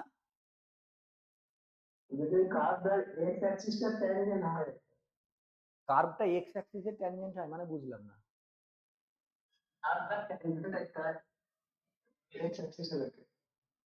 আসছি পরে, আমি আগে এটা বলে, এক্স অ্যাক্সিসটা ইন্টারসেক্ট করতে হবে, ওই পয়েন্টটা বসিয়ে যেন কার্ভটাতে ওই পয়েন্টটা বসালে স্যাটিসফাই করে তবেই রুট হবে, না হলে কি করে হবে? ঠিক আছে, যদি টাচ করে বেরিয়ে চলে যায়, টাচ করে বেরিয়ে চলে গেলে সেটা যদি স্যাটিসফাই করে তবে হবে, স্যাটিসফাই না করলে হবে না। আচ্ছা, এইবার তোমাকে এইটা জানতে চাইলে, এইবার প্রশ্ন হচ্ছে তাহলে এইটা আমাদের এফ অফ এক্স নট, এবার এইটা হচ্ছে আমাদের রুট, এটা হচ্ছে আলফা, এটা হচ্ছে আমাদের রুট, তাহলে এই রুটটা বের করার নিয়ম কি, রুটটা আমাদেরকে কি করতে হয়, কাছাকাছি কোনো একটা পয়েন্ট প্রথমে, আমাদের দরকার নেই যে কোনো জায়গা, আমার যে কোনো কাছাকাছি একটা পয়েন্ট, এইটাকে আমরা এক্স নট ধরে নিলাম, এই পয়েন্টটা যদি এক্স নট ধরে নিই তাহলে এর করসপন্ডিং পয়েন্ট এইটা হয়তো হবে, কি হয়ে যাবে, এটা হয়ে যাবে F of x not, sorry এই পয়েন্টটা কি হয়ে যাবে, x not comma F of x naught, এই পয়েন্টটা হয়ে যাবে আমাদের x not comma F of x not, এটা হয়ে যাবে। তাহলে এবার এই যে পয়েন্ট দিয়ে আমি একটা ট্যানজেন্ট আঁকবো, এই পয়েন্ট দিয়ে আমি যদি একটা ট্যানজেন্ট আঁকি, সেই ট্যানজেন্টটা এই জায়গায় এখানে ইন্টারসেক্ট করছে, এক্স অ্যাক্সিস কে এখানে ইন্টারসেক্ট করছে, তখন আমার অ্যাপ্রক্সিমেট রুট ছিল এক্স নট, তখন আমরা যখন এইটাতে ইন্টারসেক্ট করছে তখন আমরা এটাকে ধরে নেবো x1 ধরে নেব, তাহলে এই x1 এর সাপেক্ষে এই জায়গায় একটা পয়েন্ট পাবো আমরা, সেই পয়েন্টের কোঅর্ডিনেট কত হবে, x1, f অফ x1, দিয়ে আমরা এই পয়েন্টে একটা ট্যানজেন্ট আঁকবো, এই জায়গাটায় আঁকাটা ঠিকঠাক হলো না, এই পয়েন্টে একটা ট্যানজেন্ট আঁকবো, সেটা কি হয়ে যাবে, দেখো রুটের আরো কাছাকাছি চলে যাবে, সেটাকে আমরা x2 ধরে নেব, তখন অ্যাপ্রক্সিমেট হয়ে যাবে আমার x2। এইভাবে আমরা কি হবে, রুটের কাছাকাছি পয়েন্টগুলো পেতে থাকবো, এবং আমাকে কি কখন গিয়ে আমি শেষ করব, আমার যত ডিজিট অবধি আমাকে বলেছে, তোমাকে হয়তো বলেছে 4 সিগনিফিকেন্ট ফিগার অবধি মিলে গেল, সেখানে গিয়ে শেষ করে দেবে। ঠিক আছে, এবার তোমাকে জানতে চাইতে পারি ইটারেশন, মানে এর ইটারেশনটা কি হবে, ইটারেশন ফর্মুলাটা কি হবে, তাহলে এর ফর্মুলাটা কি হবে, প্রথম এই যে ফর্মুলাটা এক্স নট আর এফ অফ এক্স নট, এই পয়েন্ট দিয়ে তুমি ট্যানজেন্ট আঁকছো y ইকুয়ালস টু, এই কার্ভটা যদি y equals to fx curve হয়, y ইকুয়ালস টু fx যদি আমার কার্ভ হয়, তুমি মুখস্থ বললে হবে না, তোমাকে মুখস্থ বলা চলবে না, তোমাকে বুঝিয়ে দিতে হবে। y equals to fx curve, তাহলে এই fx কার্ভে x not comma f of x not পয়েন্টে তোমাকে ট্যানজেন্টের সমীকরণ লিখতে হবে। ট্যানজেন্টের সমীকরণ কি হবে বলো? y মাইনাস y নট মানে f of x naught equals to কি হয়ে যাবে? f dash x not dy dx, x not পয়েন্টের ডেরিভেটিভ ইনটু কি হবে? x minus x not. এইটা তোমার ট্যানজেন্টের সমীকরণ হলো। এবার সেই ট্যানজেন্টের সমীকরণটা কাকে ইন্টারসেক্ট করছে? x অ্যাক্সিস কে। তাহলে x অ্যাক্সিস কে যদি ইন্টারসেক্ট করে y এর ভ্যালু 0 হয়ে যাবে। তাহলে এখান থেকে কি পাবো? এখান থেকে পাবো minus f of x naught by ওইটা এখানে নিয়ে চলে আসলাম x f dash x naught equals to কি আসছে? x minus x naught. এবার ওই x নটটা যদি এদিকে নিয়ে চলে আসে তাহলে x equals to x naught minus f of x naught by f dash of x naught. এটা হলো আমাদের x। এই যে x, এই xটাকে আমরা ধরে নেব x1, এটাকে আমরা বলবো এই যে x এর ভ্যালু, এই যে এইটা পয়েন্টটা পাবো, এই x এর ভ্যালু হচ্ছে x1। এবার ওই পয়েন্টের জন্য আবার ট্যানজেন্ট করতে হবে, সেম প্রসেস দিয়ে আমরা পাবো x2। এভাবে যদি চলতে থাকে তাহলে ফর্মুলাটা কি দাঁড়াবে? xn ইকুয়ালস টু কি হবে? xn plus 1 equals to xn minus f of xn by f dash xn। এইটা হচ্ছে তোমার কমপ্লিট অ্যান্সার। তোমার যখন নিউটন র্যাপশন থেকে তোমাকে কোশ্চেন করবে, নিউটন র্যাপশন মেথড থেকে যখন তোমাকে কোশ্চেন করবে, তখন তোমাকে এইভাবে এইভাবে প্রত্যেকটা জিনিস ধরবে। মানে ওইটাই তোমাকে ওই যখন ওই একটা কোশ্চেন করে নিল, ওর মধ্যে থেকে যত কিছু আছে সব তোমাকে ধরতে হবে। হ্যাঁ একদম, প্রত্যেকটা টপিক খুঁটিয়ে খুঁটিয়ে পড়তে হবে। এবার তোমার হয়তো ভাবতে পারো যে স্যার এত খুঁটিয়ে পড়তে হবে, তিনি যে কোশ্চেনটা করবেন তুমি তো জানো না না কি করবে। মডিফাইড নিউটন অত কিছু জানতে চাইবে না। মডিফাইড নিউটন তুমি জানো কিনা জানতে চাইলে বলবে যে মডিফাইড নিউটন র্যাপশন মেথড আছে জানো, তুমি বলবে হ্যাঁ। সেটা কি হবে? সেটা হয়তো তুমি যদি জানো বলে দিলে, জেনে যাবে, অবশ্যই জেনে যাবে। তোমাকে মেন বিষয়টা জানতে চাইছে, এই জিনিসগুলো জানতে চাইছে, ওই মডিফাইড কি হয়েছে, অমুক কি হয়েছে, এই জিনিসগুলোর উপর অত জোর দেবে তুমি। হ্যাঁ, মেন সাবজেক্টের যেটা বেস, তোমার ভেতরে জিনিসটা আছে কিনা, সাবজেক্টের বেসটা আছে, বোঝা গেল? এই যে এই জিনিসটা তোমাকে জানতে চাইলো, তোমাকে হয়তো বলতে বললো যে এটা বলো, ঠিক আছে? স্যার এখানে অর্ডার অফ কনভার্জেন্সটা কিভাবে বার করে? অর্ডার অফ কনভার্জেন্স তো 2 হয়। অর্ডার অফ কনভার্জেন্স তো তোমাকে ডেরিভেটিভ করতে হবে, ডেরিভেটিভ করে এই করতে হবে, ওটা তুমি করার দরকার নেই। তোমার যদি মনে হয় তাহলে তোমাকে ডেরিভেটিভ করতে হবে, ডেরিভেটিভ করে দেখতে হবে, করে তোমাকে বুঝতে হবে, ঠিক আছে? সেটাও জেনে নিতে পারো, কোনো অসুবিধা নেই। হ্যাঁ বলো।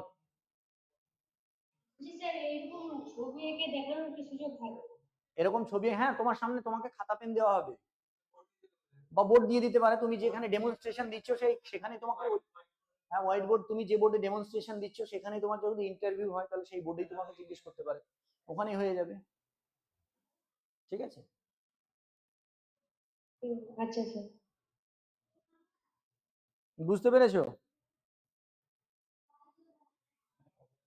এইবার বিষয় হচ্ছে তোমরা জিজ্ঞেস করবে ইন্টারপোলেশন পড়েছো, জিজ্ঞেস করবে ইন্টারপোলেশন পড়েছো, বলে ডেফিনিশন।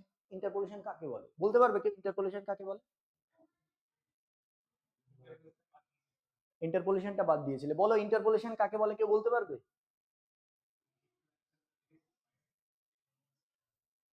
নিউটন হ্যাঁ পলিনোমিয়াল, তোমাকে ওইভাবে পলিনোমিয়াল ইন্টারপোলেশনের ডেফিনিশন বলবে না, তোমাকে ইন্টারপোলেশনের ডেফিনিশন দিতে। আমি তো ওটাই শিখেছিলাম বলি যে কোনো ফাংশনকে পলিনোমিয়ালে কনভার্ট করে, পলিনোমিয়ালে কনভার্ট করে। পলিনোমিয়াল ইন্টারপোলেশনটা পরে আসবে, কারণ সেটা ইমপ্লিমেন্ট যদি পলিনোমিয়ালের উপরে হয় তখন পলিনোমিয়াল ইন্টারপোলেশন হবে, পার্টিকুলার কেস হয়ে গেল ওটা। আগে ইন্টারপোলেশনটা তোমাকে জানতে চাইবে, কারণ এফএক্স যে পলিনোমিয়ালই হবে তার কি গ্যারান্টি আছে? ই টু দি পাওয়ার এক্স যদি হয়, সাইন এক্স যদি হয়, তাই নাকি লগ এক্স যদি হয়, ট্রান্সেন্ডেন্টাল ফাংশন কাকে বলা হয় জানতে চাইতে পারে, ঠিক আছে? হ্যাঁ বলো। ইন্টারপোলেশন দেখো এরকম কিছু পয়েন্ট দেওয়া আছে, এক্স নট এর functional value F of x not, X one এর functional value F of X one, X two এর functional value F of X two, এইভাবে সো অন দেওয়া আছে। মানে আমাদের কিছু পয়েন্ট দেওয়া আছে এবং তাদের ফাংশনাল ভ্যালু দেওয়া আছে, বাট এখানে কি আছে? F x is unknown. এই না, একদম নয়, এফএক্স বের করে নি। Newton Raphson method, sorry, Lagrange's interpolation formula বা নিউটন ফরওয়ার্ড ইন্টারপোলেশন ফর্মুলায় কোনো জায়গায় তুমি এফএক্স বের করেছো নাকি? পলিনোমিয়াল বের করেছো নাকি? এইবার তোমাকে যখন এই পয়েন্টের ভ্যালুগুলো দেওয়া আছে, এখানে হয়তো দেওয়া আছে xn equals to f of xn, হয়তো 10খানা পয়েন্টের ভ্যালু দেওয়া আছে, ঠিক আছে?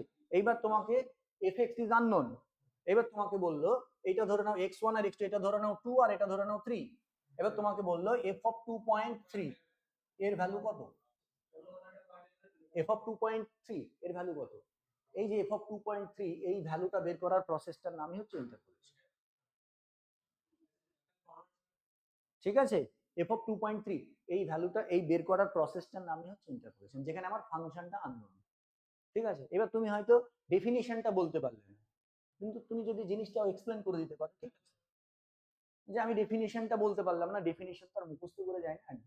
তুমি যখনই কোনো ডেফিনিশন বলবে সেটা ইলাবোরেট করতে বলবে, তোমাকে এক্সপ্লেন করতে বলবে, বলতেই পারে, না বলার কিছু নেই, ঠিক আছে? তো এইটা হচ্ছে ইন্টারপোলেশন।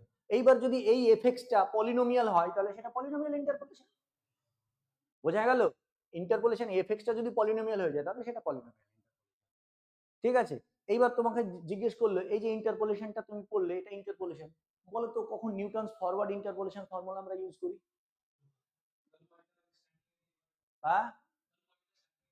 হ্যাঁ, তো ঠিক আছে, এইটা আমি 0 নিলাম, এটা 2 নিলাম, এটা আমি 5 নিলাম, এখানে 9 নিলাম, এখানে এটা 6 নিলাম, এটা 10 নিলাম, বলো এবার Newton's forward interpolation formula use হবে এই ক্ষেত্রে? আমাকে হয়তো বের করতে বলেছে f অফ 1 বের করতে বলেছে, এটা 0 2 3 6 10 f অফ 1 বের করতে বলেছে, এখানে কোন ফর্মুলা ইউজ করবে বলো?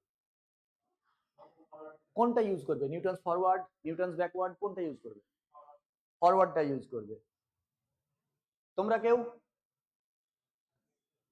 সবই ইউজ করা স্যার যায়, ল্যাগ্রেঞ্জ, তবে সরি স্যার ইকুইডিস্টেন্স,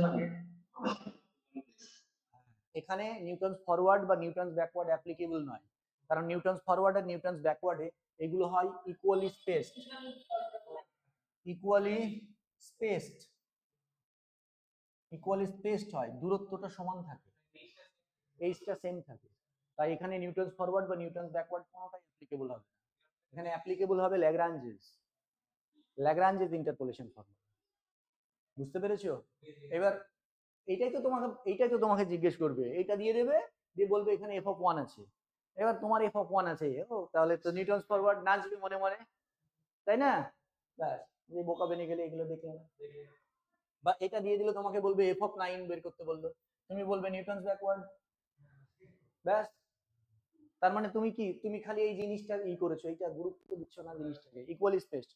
এবার তোমাকে প্রশ্ন করতে পারে যে যেটা আমরা নিউটনস ফরওয়ার্ড বা নিউটনস ব্যাকওয়ার্ড অ্যাপ্লাই করছি সেখানে কি ল্যাগ্রাঞ্জ অ্যাপ্লাই করতে পারি? আমরা নিউটনস ফরওয়ার্ড বা নিউটন, ইয়েস, ল্যাগ্রাঞ্জ সব জায়গায় হয়, মানে ল্যাগ্রাঞ্জ সব করতে পারে, কিন্তু নিউটনস ফরওয়ার্ড ব্যাকওয়ার্ড সব করতে পারে না, ওদের রেস্ট্রিকশন আছে।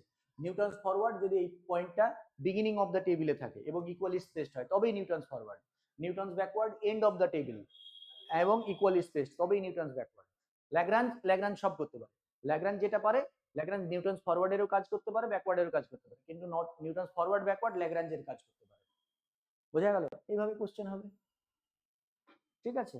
আপনি আরো দুটো বলেছিলেন, ওগুলো কি দরকার পড়বে? বেসেলস আর স্টারলিংস, হ্যাঁ, বেসেলস, মনেও থাকছে না। বেসেলস আর স্টারলিংস জিনিসটা দেখে নেবে, থিওরেমটা দেখে নেবে, কখন অ্যাপ্লিকেবল হচ্ছে, একটা ইভেন অড, একটা ইভেন, একটা অড, একটা ইভেনের জন্য হয়, একটা অডের জন্য হয়, এগুলো একটু দেখে রাখবে, ঠিক আছে? আর পড়ার সময় যখনই পড়বে একটা খাতা বা ডায়েরি নিয়ে পড়বে, এবং যেটা তোমার মনে হচ্ছে ইম্পর্টেন্ট বই থেকে নোট করার, সেটা খাতাতে বা বইয়ে নোট করে রাখবে, কারণ বারবার বই পড়ে, বারবার তুমি 10 বার 50 বার কিন্তু বই পড়তে গিয়ে ওই জিনিসটা মাথায় পড়বে না, কিন্তু তোমার নোট যখন করা থাকবে পেজ উল্টালে ওটা চোখে পড়বে, বোঝা গেল? আচ্ছা, এলপিপি তোমরা অনেকেই পড়েছো, এলপিপি পড়েছো তো, এলপিপি তে গ্রাফিক্যাল সলিউশন করেছো, গ্রাফিক্যাল সলিউশন করেছো, আমরা যে রিজিয়নটা পাই সেটা কি ফিজিবল রিজিয়ন, বলো রিজিয়নটাকে ফিজিবল কেন বলা হয়? প্রত্যেকটা পয়েন্টই কনস্ট্যান্ট গুলোকে স্যাটিসফাই করে। কনস্ট্যান্ট গুলোকে স্যাটিসফাই করে। নট নেগেটিভ দৃষ্টি। আচ্ছা ওই রিজিয়নটা যে পয়েন্টটা ওই পয়েন্টের মধ্যে স্যাটিসফাই করবে রিজিয়নটা পজিটিভ করেই হয়। কথাটা কনস্ট্যান্টস না, কথাটা কনস্ট্রেন্টস। কনস্ট্রেন্টস, কনস্ট্রেন্টস গুলো হচ্ছে কি x1 আর x2 যদি দুটো নিই আমরা, এগুলো কি হয় গ্রেটার দ্যান ইকুয়াল। আমাদের যে রিজিয়নটা বেরোয়, রিজিয়নটা সব সময় দেখবে ফার্স্ট কোঅর্ডিনেটে থাকে। রিজিয়নটা সব সময় কোথায় থাকে? ফার্স্ট কোঅর্ডিনেটে থাকে। ফার্স্ট কোঅর্ডিনেটে নেগেটিভ নেই, সব হয় পজিটিভ বা জিরো। এক্স অ্যাক্সিস আর ওয়াই অ্যাক্সিসে গেলে জিরো, বাকি সব পজিটিভ। ঠিক আছে, ফিজিবল রিজিয়নও তো তাই। ফিজিবল রিজিয়নে কোনো নেগেটিভ আছে? আমি যদি এইটা নিই, ধরো একটা ইকুয়েশন নিলাম 1 0 3, এই সলিউশনটাকে তুমি কি বলবে? এই সলিউশনটাকে বলবে ফিজিবল সলিউশন। হ্যাঁ, এবার এটা বেসিক হবে কিনা সেটা আমরা চেক করব, সেটা পরে। কিন্তু এই সলিউশনটা ফিজিবল কারণ এখানে নেগেটিভ নেই। ঠিক আছে, এইগুলো কোশ্চেন করতে পারে। স্যার গ্রাফিকটা যখন করছি তখন কি নন নেগেটিভ হতেই হবে? গ্রাফিক্যালে তোমার লাস্টে কন্ডিশন তো দেওয়াই থাকে রে বাবা, x1 x2 greater than equals to 0।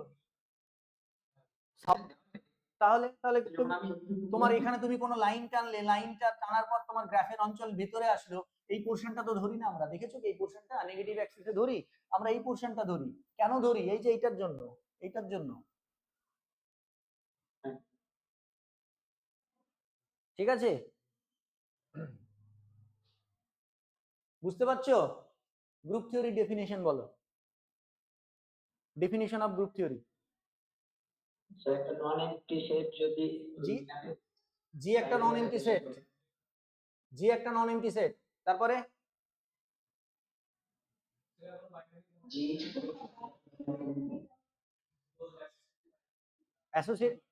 Associative identity closure সব বলে দিলে অপারেশন নিতে হবে না?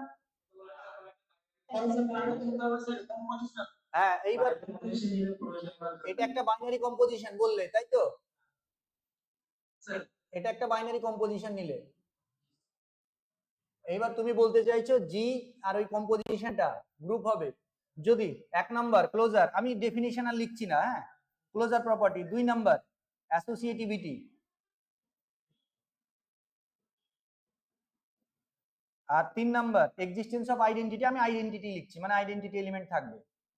4 নাম্বার ইনভার্স। এই চারটে প্রপার্টি হোল্ড করবে, এটা বলতে চাইছো। ঠিক আছে, ঠিক আছে, এটা তো ডেফিনিশন হবে কারণ বাইনারি কম্বিনেশন নন নেগেটিভ হবে। এটা বলেছো। এইবার বিষয় হচ্ছে তুমি এক্সামিনার তোমাকে জিজ্ঞেস করবে this is a binary composition, okay, closure property এই যে এটা লিখেছো, এটা কি লেখা দরকার আছে? বাইনারি কম্পোজিশন যদি তুমি বলো,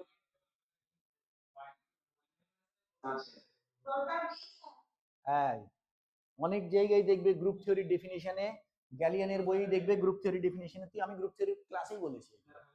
এবং ইন্টারভিউতে আমি দেখবে যেগুলো ইন্টারভিউর কোশ্চেন হওয়ার মতো আমি ক্লাসে আলোচনা করে দিয়েছি।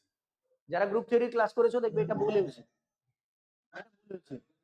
হ্যাঁ, এটাই নয়, আমি ইন্টারভিউর প্রত্যেকটা টপিক মার্ক করে দিয়েছি যে এইগুলো ইন্টারভিউতে ধরতে পারে। স্কিউ সিমেট্রিকের ডেফিনিশনের সময় বলেছিলাম, মনে আছে, যে এটা ধরতে পারে।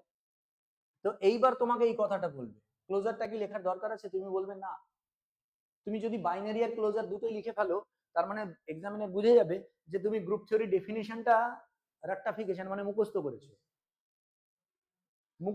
তুমি বোঝোনি। তাহলে এইবার দেখবে গ্রুপ থিওরি ডেফিনিশনে অনেকে এবার আমরা চারটে কেন করে থাকি জানো?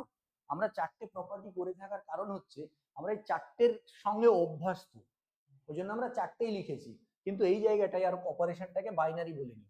এটা একটা কম্পোজিশন ইজ অ্যান অপারেশন, এটা কম্পোজিশন একটা অপারেশন আমরা বলে দিয়েছি। সেই অপারেশনটা যা হবে তাই হবে, যেমন নেব তেমন হবে।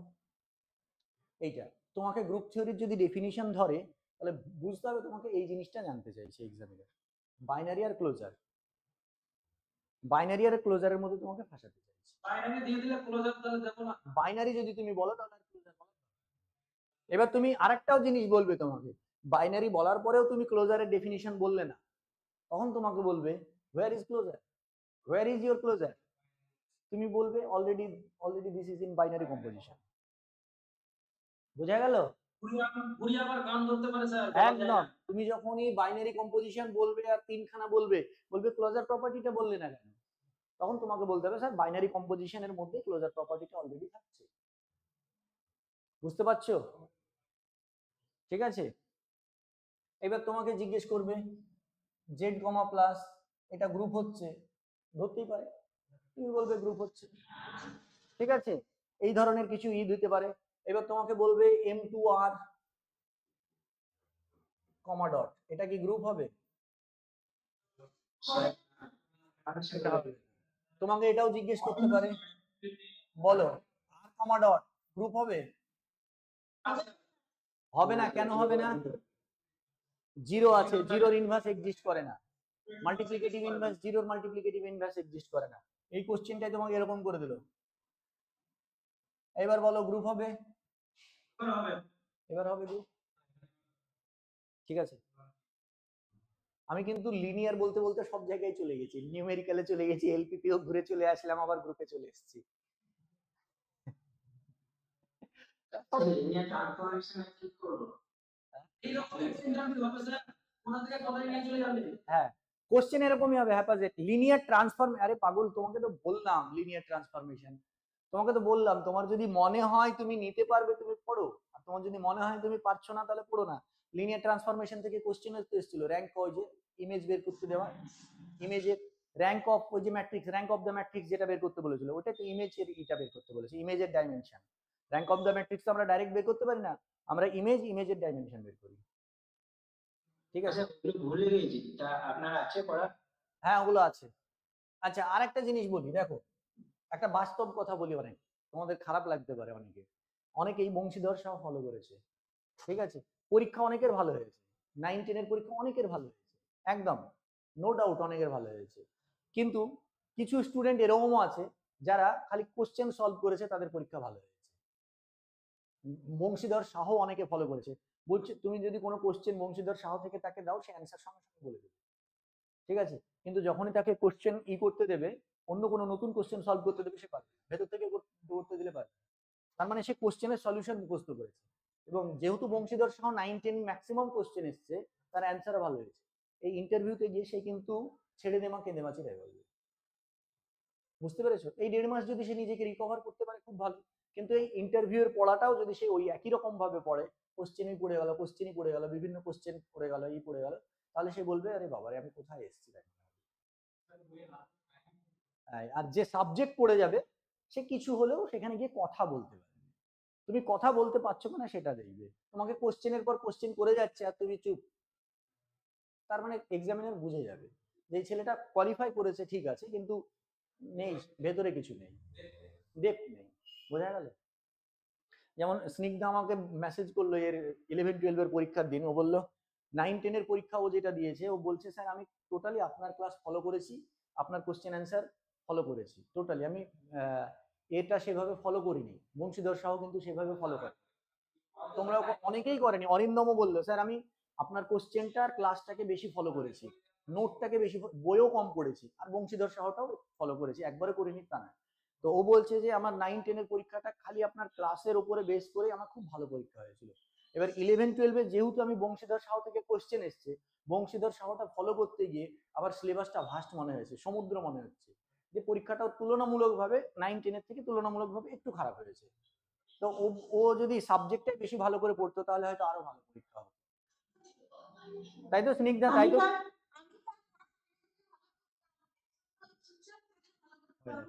ও বলছে যে স্যার আমার বংশীধর সব ফলো করতে গিয়ে আমার আরো খারাপ হয়েছে পরীক্ষা।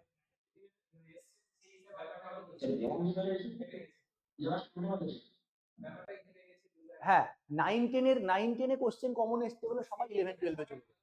11-12 এর কোশ্চেনটা হচ্ছে অ্যাকচুয়াল স্ট্যান্ডার্ড কোশ্চেন, কঠিন কোশ্চেন কিন্তু হয়নি। সলিউশন গুলো যদি তোমরা দেখো, আমি সলিউশনটা দেবো বলে আজ 2 দিন থেকে দিতে পারছি না, এত বৃষ্টি, বাড়ি থেকে বেরোতেই পারছি না। প্রত্যেকদিন সকালে আর বিকেল বেলায় বৃষ্টি হচ্ছে, দুপুর বেলায় বৃষ্টি হচ্ছে না। সোমবার সকালবেলায় আসবো ভাবলাম, মুষলধারে বৃষ্টি। কালকে সকালে আসবো ভাবলাম, কালকেও সেম 8টা পর্যন্ত বৃষ্টি। আবার কলেজ আছে, কালকে তো তোমাদেরও ক্লাস নেবো বলেছিলাম, কলেজে পরীক্ষা ডিউটি আছে, দিয়ে নিতে পারলাম না। তো বৃষ্টির জন্য সলিউশনটা আমি রেডি করতে পারছি না। আমার তো জানো বাড়ি থেকে এটা 40 কিলোমিটার দূরে, এতটা আসতে হবে আমাকে। বিকেলে আসবো ভাবছি, প্রত্যেক দিন বিকেলে বিকেলে বৃষ্টিটা বেশি হচ্ছে। এবার এত দূর আসবো আবার, তার জন্য তো দেখি সময় পেলে আজকালের মধ্যে করে দেবো। হ্যাঁ হ্যাঁ, তো এইটাই হচ্ছে বিষয়। যেমন অরিন্দম বললো, স্যার আমি আপনার নোটটাকে বেশি ফলো করেছি, ক্লাসটাকে বেশি ফলো করেছি, আপনি যেগুলো পড়ি আমি বইটাও কম পড়েছি, আর বংশীধর সাহাটা ভালো করেছি। ওর উপরে বেস করে আমি, কারণ সময় নেই, যতটুকু পেরেছি করেছি।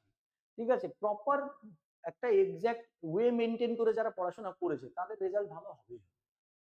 অরিন্দমের একটা জিনিস খুব ভালো লাগতো, নোটটা খুব সুন্দর বানাতো ক্লাসে। এরা বিপাশারা থাকতো, ওরা বলতো যে স্যার দাদা কি সুন্দর নোট বানাচ্ছে, হাতের লেখা কি ভালো। আর আরেকটা জিনিস, নোটটা যখন তুমি ক্লাসে বসে নোট বানাচ্ছ, বা অফলাইন হোক অনলাইন হোক, যে যে পার্টিকুলার জিনিসগুলো বলা হচ্ছে সেগুলো যদি খাতায় মেনশন করে নাও খুব ভালো হয়। পাশে মেনশন করে নাও, কারণ তুমি তো পড়বে যখন খাতাটা, ওই পাশে মেনশন করা জিনিসটা কিন্তু কাজে দেবে। সেটা সবসময় বলে এসেছি তোমাদের। ঠিক আছে, এবার তোমাকে এইখানে একটা জিনিস, আরো একটা কথা বলবে তোমাকে, এই জায়গাটা তোমাকে একটা কোশ্চেন করতে পারে, বলছে গ্রুপের ডেফিনিশন পড়েছো, রিং এরও ডেফিনিশন পড়েছো তো, বলবে গ্রুপ আর রিং এর মধ্যে বেসিক পার্থক্যটা কি, বলতে পারবে? হ্যাঁ,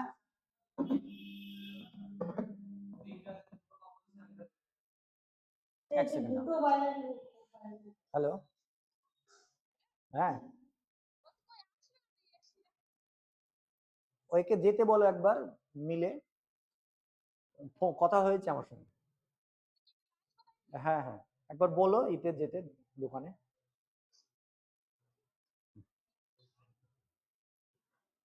বুঝলে বিষয়টা, বলো বেসিক পার্থক্যটা।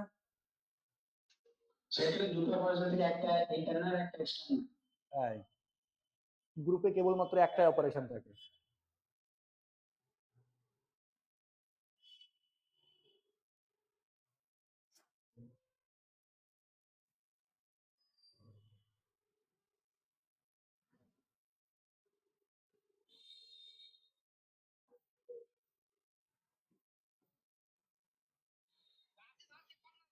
আচ্ছা ঠিক আছে,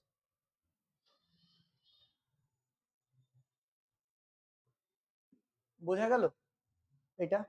আচ্ছা, এবার রিং এর যখন আমরা ডেফিনিশন লিখি, দেখবে একটা প্রপার্টি লিখি, ডিস্ট্রিবিউটিভ প্রপার্টি। হ্যাঁ, মাকে বলো আসছে। হ্যাঁ আসছে, ও বললো।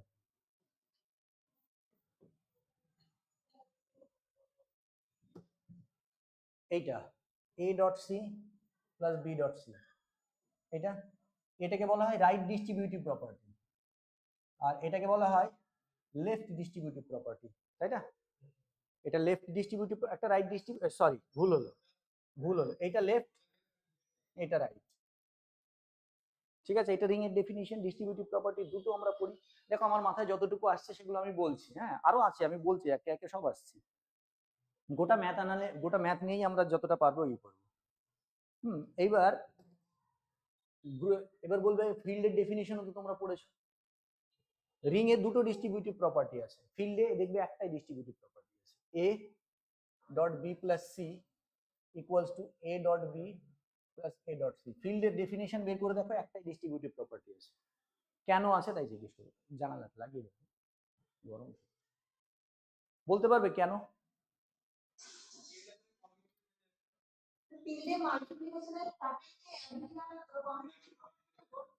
গুড, এক্সিলেন্ট, এটাই তোমার কাছে জানতে চাই, কারণ ফিল্ডের মধ্যে এই প্রপার্টিটা আছে, A dot B equals to B dot A. মাল্টিপ্লিকেশনের সাপেক্ষে কমিউটেটিভ প্রপার্টিটা হোল্ড করে ফিল্ড, মাল্টিপ্লিকেশনের সাপেক্ষে ফিল্ডে কমিউটেটিভ, এটা কিন্তু রিং এ নেই।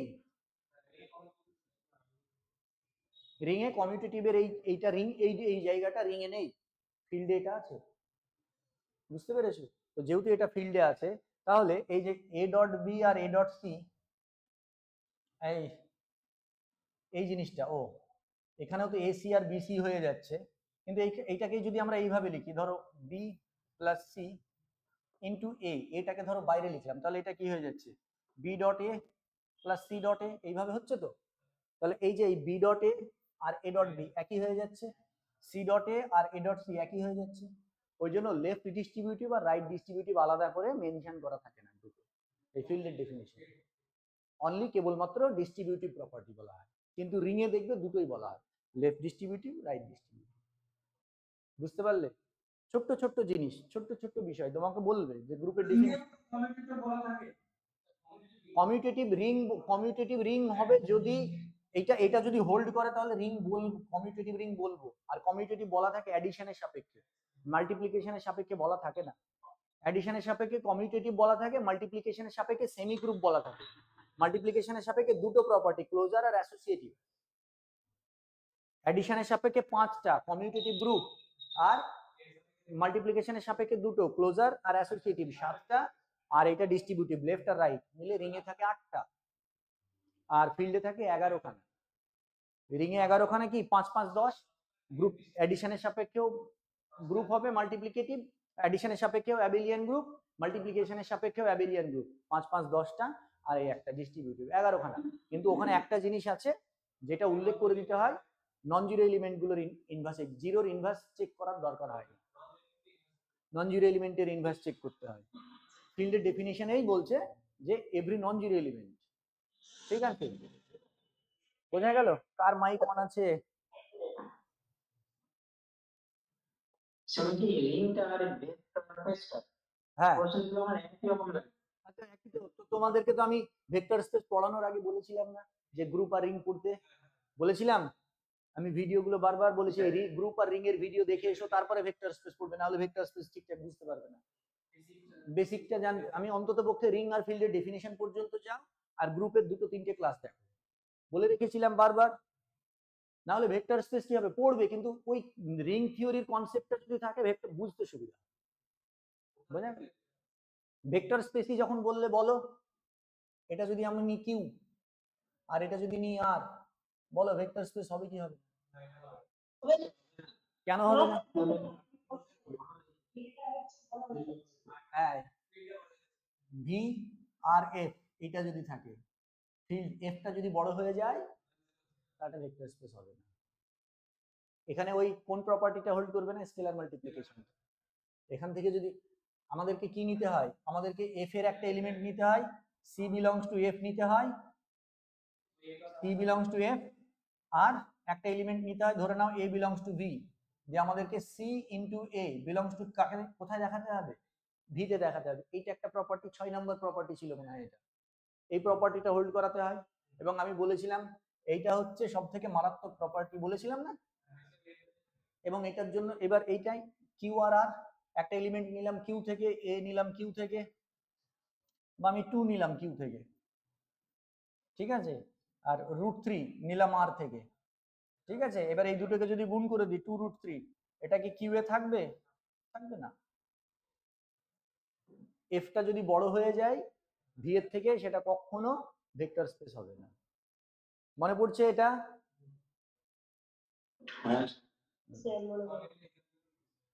হ্যাঁ, প্রচুর এক্সাম্পল করিয়েছি। দেখো, সাবজেক্ট ভালোভাবে পড়লে কি হবে, কনসেপ্টটা ক্লিয়ার থাকবে, এগুলো ইন্টারভিউ সব থেকে বেশি কাজে দেবে। ঠিক আছে, বোঝা গেল? তোমাকে বলবে সিকোয়েন্স পড়েছো, তুমি বলবে হ্যাঁ, বলো সিকোয়েন্সের ডেফিনিশন, বলো দেখি সিকোয়েন্সের ডেফিনিশন। স্যার ন্যাচারাল নাম্বার থেকে রিয়েল নাম্বারে একটা বাইজেকশন হবে। ন্যাচারাল নাম্বার থেকে রিয়েল নাম্বারে বাইজেকশন ম্যাপিং? তার রিয়েল নাম্বারে নাও, রিয়েল নাম্বারে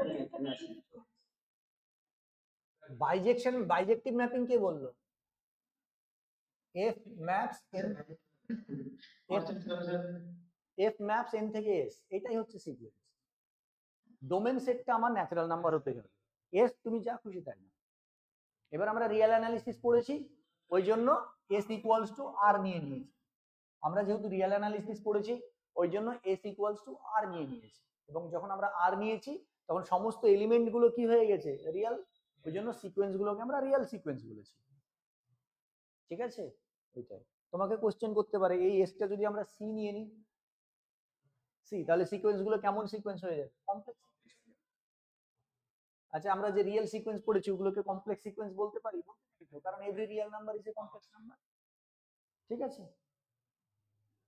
এইগুলো কোশ্চেন করবে না তোমাকে, যেটা কোশ্চেন করতে পারে বলবে লিমিট পয়েন্টের ডেফিনিশন বলো আর লিমিটের ডেফিনিশন বলো। বলবে সিকোয়েন্স তো পড়েছো, হ্যাঁ, তাহলে লিমিট কাকে বলে? সিকোয়েন্সের লিমিট কাকে বলে বলো, এটা জিজ্ঞেস করতে পারে। বোঝা গেল? বলো, ডেফিনিশন মনে আছে কারোর? সিকোয়েন্স তো যেখানে কনভার্জ করছে। হ্যাঁ, কনভার্জ করছে তো তার তো একটা পার্টিকুলার ডেফিনিশন আছে।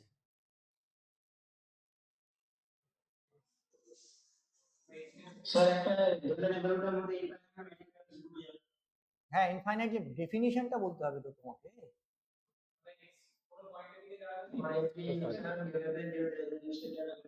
আমাকে যদি এরকম বলে limit n tends to infinity an equals to l, an যদি একটা সিকোয়েন্স হয়, an যদি একটা সিকোয়েন্স হয় আর limit n tends to infinity an equals to l, এটাই তো লিমিটের ডেফিনিশন, তাই তো? তাহলে এটার এক্সাক্ট মানে কি?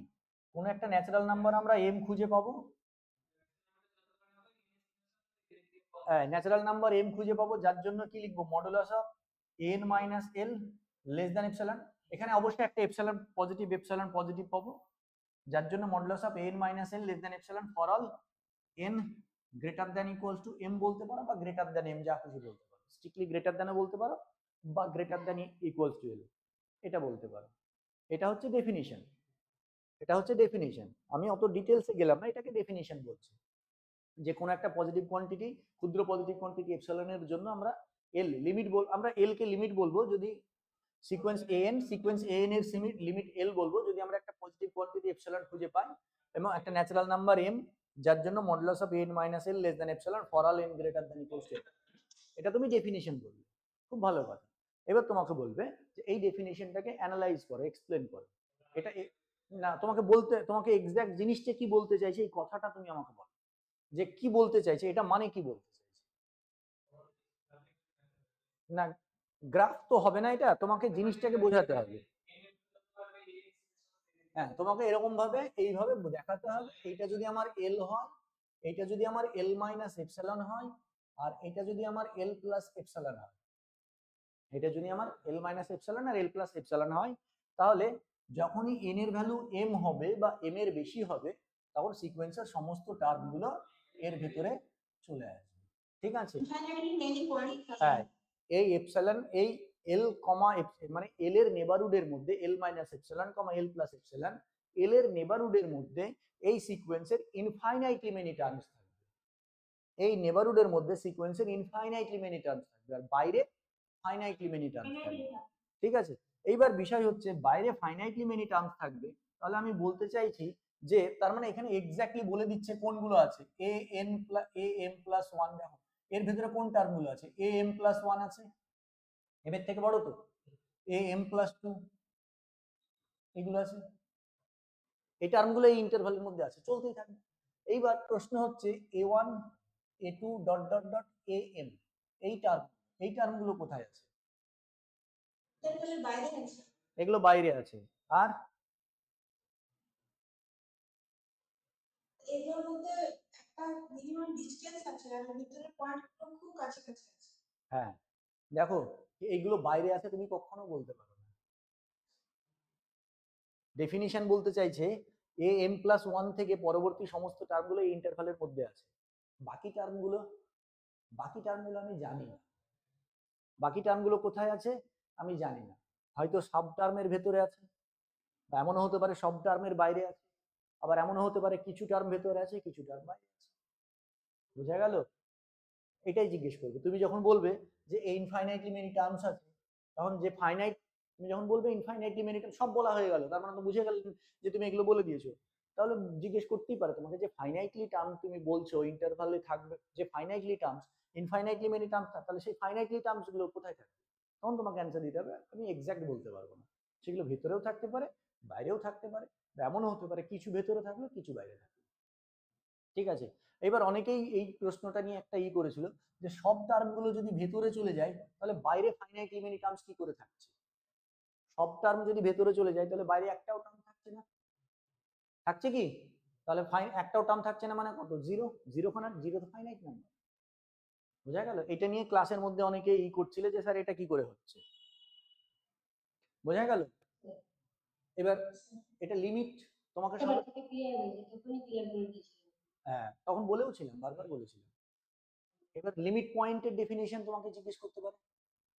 লিমিট পয়েন্টের ডেফিনিশন কি? লিমিটের ডেফিনিশনে এই যে কন্ডিশনটা জুড়ে দিয়েছে, লিমিট পয়েন্টের ডেফিনিশনে এই কন্ডিশনটা থাকে না। লিমিট পয়েন্টের কন্ডিশন কি বলছে? এটা যদি এল হয়, এটা যদি এল মাইনাস এপসিলন হয়, এটা যদি এল প্লাস এপসিলন হয়, তাহলে এর ভেতরে ইনফাইনাইটলি মেনি টার্মস থাকবে। বাইরে বাইরে কি আছে না আছে আমি জানি না, বাইরে ফাইনাইট হোক বাইরে না থাকুক আমি জানি না। এটা হচ্ছে লিমিট পয়েন্টের ডেফিনিশন। বোঝা গেল? এটা লিমিট আর লিমিট পয়েন্টের বেসিক পার্থক্য।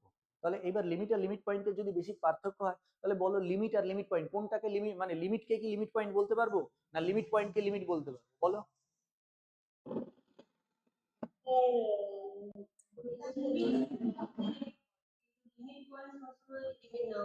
ভেরি গুড, যেটা লিমিট সেটাই লিমিট পয়েন্ট, কারণ লিমিটের ডেফিনিশনে এই ইন্টারভালের মধ্যে ইনফাইনাইটলি মেনি টার্মস আছে, এখানেও আছে। এবার লিমিট পয়েন্টের ডেফিনিশনে কিন্তু মেনশন করা নাই যে বাইরে ফাইনাইটলি মেনি টার্মস থাকবে, বা এর বাইরে ফাইনাইটলি, হ্যাঁ লিমিট পয়েন্ট অনেকগুলো থাকতে পারে। এইবার ওইটা আসছে একে একে সব বলবো। তাহলে যেটা লিমিট সেটাই লিমিট পয়েন্ট, কিন্তু যেটা লিমিট পয়েন্ট সেটা লিমিট হতেও পারে নাও হবে না বলবো না। যেমন লিমিট, আরেকটা জিনিস জানি আমরা কি, লিমিট ইউনিক। লিমিট ইউনিক, কিন্তু আমরা যদি এই সিকোয়েন্সটা নিই an -1 এর পাওয়ার n, মনে পড়ছে এখানে কি হচ্ছে 1 আর -1, এটা যদি 1 হয় আর এটা যদি -1 হয়, তাহলে কি হচ্ছে বাবারে, কি হচ্ছে এটা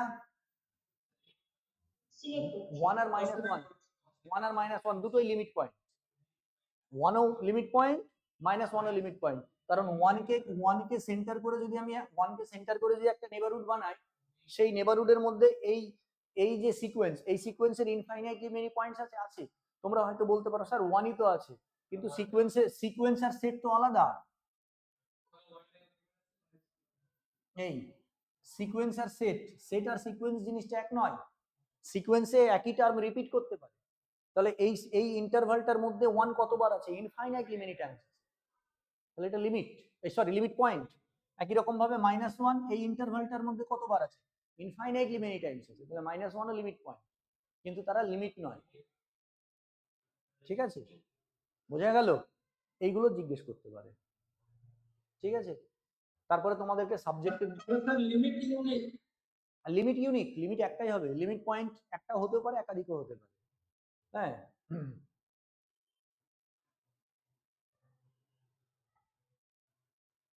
আচ্ছা হ্যালো, হ্যাঁ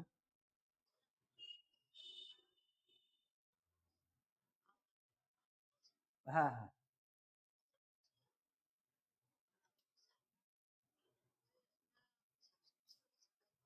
হ্যাঁ, হুম,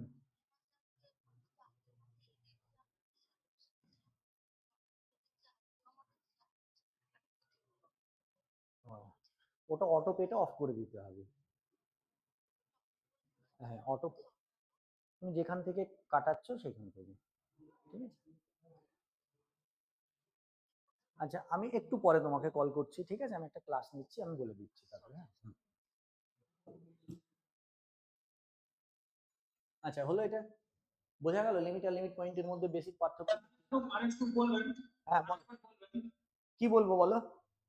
বেসিক ডিফারেন্সটা বেসিকটা, লিমিট আর লিমিট পয়েন্টের বেসিকটা বলুন। বেসিকটা লিমিট, যেটা লিমিট হবে তার নেবারহুডের মধ্যে ইনফাইনাইটলি মেনি টার্মস থাকবে, এই নেবারহুডের বাইরে ফাইনাইটলি মেনি টার্মস থাকবে। আর লিমিটেড ডেফিনিশনে নেবারহুডের মধ্যে ইনফাইনাইটলি মেনি টার্মস থাকবে, বাইরে কি আছে না আছে সেটা ম্যাটার করে। বাইরে ফাইনাইটলি থাক ইনফাইনাইট থাক সেটা বলবে না। লিমিট পয়েন্টের ডেফিনিশনে খালি এই কথাটা বলবে যে এই নেবারহুডের মধ্যে ইনফাইনাইটলি মেনি পয়েন্টস আছে, আর কিছু বলবে। আর লিমিটেড ডেফিনিশনের মধ্যে এটাও বলবে, বাইরে যে ফাইনাইট আছে সেটাও বলবে। ঠিক আছে, আচ্ছা আর একটা কি বলছিলাম জানো?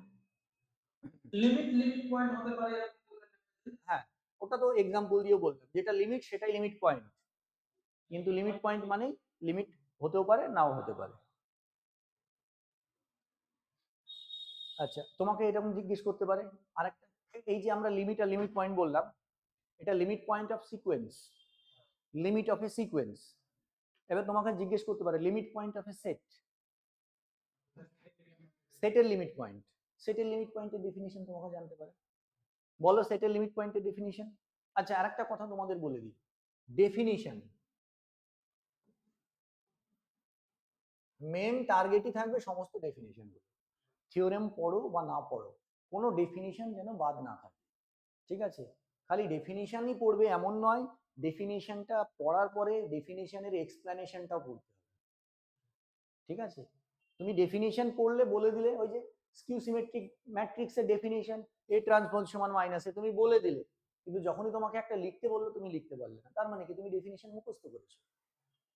হ্যাঁ, লিমিটেড ডেফিনিশন, তোমাকে সিকোয়েন্সের লিমিটেড ডেফিনিশন বললো, তুমি লিখলে, এটা বললে এবার এটাকে আমাকে একটু এক্সপ্লেন করে বোঝান কি বলতে চাইছে এক্স্যাক্ট, তখন তোমাকে সেটা বোঝাতে হবে। লিমিট পয়েন্টের ডেফিনিশন কি বলে? লিমিট পয়েন্টের ডেফিনিশন বলো।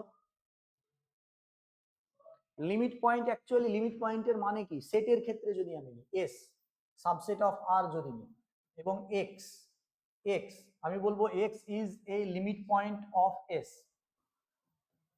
X is a limit point of S, মানে কি এক্স এস সেটে থাকতেও পারে নাও থাকতে পারে, ওই পয়েন্টকে কন্টেন করে আমি যদি কোনো নেবারহুড নাই এক্স, আর এটা যদি এক্স মাইনাস ডেল্টা, আর এটা যদি আমরা এক্স প্লাস ডেল্টা, এরকম যদি কোনো নেবারহুড বানাই, এই নেবারহুডের মধ্যে এস সেটের at least one limit point, at least one point থাকবে, অন্তত পক্ষে একটা পয়েন্ট থাকবে, ঠিক আছে? অন্তত পক্ষে একটা, এবং সেটাকে এক্স কে বাদ দিয়ে, এক্স কে ধরবো না কিন্তু, ঠিক আছে? ওই জন্য লিমিট পয়েন্টকে রাফলি এরকম কথাও বলে যে লিমিট পয়েন্ট যদি সেটের পয়েন্ট না হয়, তাহলে লিমিট পয়েন্ট যেটা হবে সেটা সেটের খুব কাছাকাছি পয়েন্ট হবে, খুবই কাছের পয়েন্ট হবে। কারণ কি, এইটা যদি তোমার, যদি আমি এরকম ভাবে ছবিটা আঁকি, এই ধরো এইভাবে যদি আমি এস আঁকি, ঠিক আছে, আর ধরুন এটা আমি বোঝাচ্ছি, যদিও আমি রিয়েলেও বুঝিয়ে দিচ্ছি, আর এই পয়েন্টটা যদি আমার এক্স হয়, তাহলে এক্স কে কন্টেন্ট করে আমি নেবারহুড বানালাম, এস সেটের কোনো পয়েন্ট আছে, তাহলে এটা লিমিট পয়েন্ট হবে না?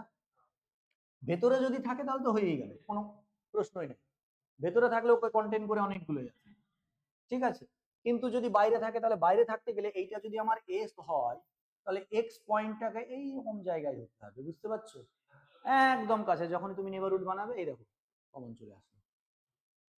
রিয়েল অ্যাক্সিসের ক্ষেত্রে যদি এইটা আমার এস হয়, এইটা যদি আমার এস হয়, তাহলে এক্স কে কোথায় থাকতে হবে? এক্স কে একদম এর কাছাকাছি গায়ে লেগে থাকতে হবে, বা একদম এইখানে কাছাকাছি। তুমি এইবার দেখো, তর্ক করতে গেলে অনেকগুলো তর্ক করা যাবে, তুমি বলবে স্যার এইখানে যদি আমি পয়েন্টটা নেই, এদের মধ্যে তো একটা গ্যাপ আছে, ওই গ্যাপের অর্ধেক নিয়ে যদি আমি, এই জিনিসটা আমি বোঝানোর জন্য বলছি, এটা ছবি এঁকে তো সম্ভব নয় বলা, আমি তোকে বোঝানোর চেষ্টা করছি যে পয়েন্ট, কারণ এই যে আমরা 1/n যে সেটটা, যেখানে n belongs to n, n belongs to n, এর লিমিট পয়েন্ট কে জিরো, এবার এর লিমিট পয়েন্ট যদি জিরো হয়, সেটের মধ্যে জিরো আছে নেই, এবার তুমি জিরো থেকে এই যে জিরো আঁকলে, এই সেটের পয়েন্টগুলো যদি বসাতে থাকো, কোনো দিন কি জিরোতে পৌঁছাবে? লাইফ টাইম যদি বসাতে থাকো জিরোতে পৌঁছাবে? পৌঁছাবে, কিন্তু জিরোর কাছাকাছি কাছাকাছি যেতে থাকে। তার মানে যখনই তুমি একটা নেবারহুড বানাবে জিরোকে কন্টেন্ট করে, ওই সেটের ইনফাইনাইটলি মেনি পয়েন্টস এর মধ্যে চলে আসবে, অ্যাটলিস্ট ওয়ান তো থাকবে জিরোকে বাদ দিয়ে, তো কাছাকাছি। মানে কি, লিমিট পয়েন্ট হচ্ছে সেটের পয়েন্ট যদি হয় ঠিক আছে, কিন্তু সেটের পয়েন্ট যদি না হয়, তখন কি হবে? তখন তোমাকে বলতে হবে সেটা সেটের এতটাই কাছে হবে যেন আমরা যখনই নেবারহুড বানাবো ওই পয়েন্টটাকে কন্টেন্ট করে সেটের মধ্যে তার ইন্টারসেকশন যদি করি, মানে আমরা যদি এরকম করি S intersection X minus delta comma X plus delta, এটা যেন আমার নট ইকুয়ালস টু 5, বোঝা গেল? ঠিক আছে, ডেফিনিশনটা বলতে হবে তোমাকে, অবশ্যই ডেফিনিশন বলতে হবে, এক্সপ্লেন তো করছো ঠিক আছে, ডেফিনিশনটা বলতে হবে। দেখো তোমার প্রেজেন্টেশনটাই আসল, তুমি ডেফিনিশনটাও বললে এক্সপ্লেনও করতে পারলে, তবেই তো বলবে যে না ছেলেটা খুব ভালো জানে। তুমি বলে দিলে, জিনিসটা বুঝিয়ে দিলে, কিন্তু ডেফিনিশনটা বলতে পারলে না, তার মানে বলবে ও ম্যাথামেটিক্যালি ও কি বলবে, ও জিনিসগুলো বুঝেছে ঠিক আছে, কিন্তু লিখতে গেলে ল্যাঙ্গুয়েজের জ্ঞানটা নেই, মানে কিভাবে লিখতে হবে সেটা নেই। ম্যাথামেটিক্স তো লজিক্যাল ল্যাঙ্গুয়েজের খেলা, তাই না? লজিক ল্যাঙ্গুয়েজ যার ক্লিয়ার হবে সে বেশি ভালো বলতে পারে। তোমাকে জিজ্ঞেস করবে রোলস থিওরেম বলো, তোমাকে জিজ্ঞেস করবে রোলস থিওরেম বলো, যখনই তুমি রোলস থিওরেম বলবে, F of A equals to F of B হবে, ক্লোজ ইন্টারভ্যাল এ বিতে ফাংশনটা ক্লোজ ইন্টারভ্যাল এ বিতে কন্টিনিউয়াস হতে হবে, ওপেন ইন্টারভ্যাল এ বিতে ডিফারেন্সিয়েবল হতে হবে, F of A equals to F, তাহলে আমরা একটা পয়েন্ট খুঁজে পাবো এ আর বি এর মধ্যে যেখানে এফ ড্যাশ সি সমান 0। এইবার তোমাকে প্রশ্নটা ওখানে নয়, বলবে এর আমাকে জিওমেট্রিক্যাল ইন্টারপ্রিটেশনটা বলো, বুঝতে পারলে? তোমাকে বলবে জিওমেট্রিক্যাল ইন্টারপ্রিটেশনটাকে দেখাও কি হবে। বোঝা গেল? মেন জিনিসটাই হচ্ছে ইন্টারভিউর জন্য জিওমেট্রিক্যাল ইন্টারপ্রিটেশন। তো তোমাকে কি বলতে হবে, এই নিলে এটা এইটা নিলে এ এক্স ইকুয়ালস টু এ, আর এটা নিলে বি, দুটোই কিন্তু মাথা দুটো সমান থাকতে হবে। এই কি হলো? দেখতে পাচ্ছি না। তাই তো গো, দেখা যাচ্ছে না। দাঁড়াও একটু দাঁড়াও, এই জিনিসটা হচ্ছে বারবার। ক্যামেরাটা অফ করে দিয়েছি, বোকার মতো ক্যামেরা অফ করে দিয়েছি, কি অফ করতে গিয়ে কি অফ করে দিয়েছি।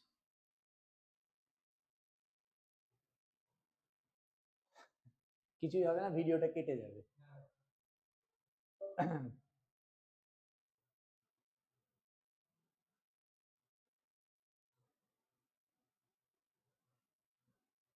দেখতে পাচ্ছ এবার? স্যার স্ক্রিনটা দেখা যাচ্ছে, আপনার যাচ্ছে না। ওইটাই হয়ে গেল, ফ্যানটা অফ করতে গিয়ে আমি এইটা অফ করে দিয়েছি, ফ্যানটা অফ করতে গিয়ে আমি ক্যামেরাটা অফ করে দিয়েছি। আচ্ছা দাঁড়াও, আবার নতুন করে করতে হবে।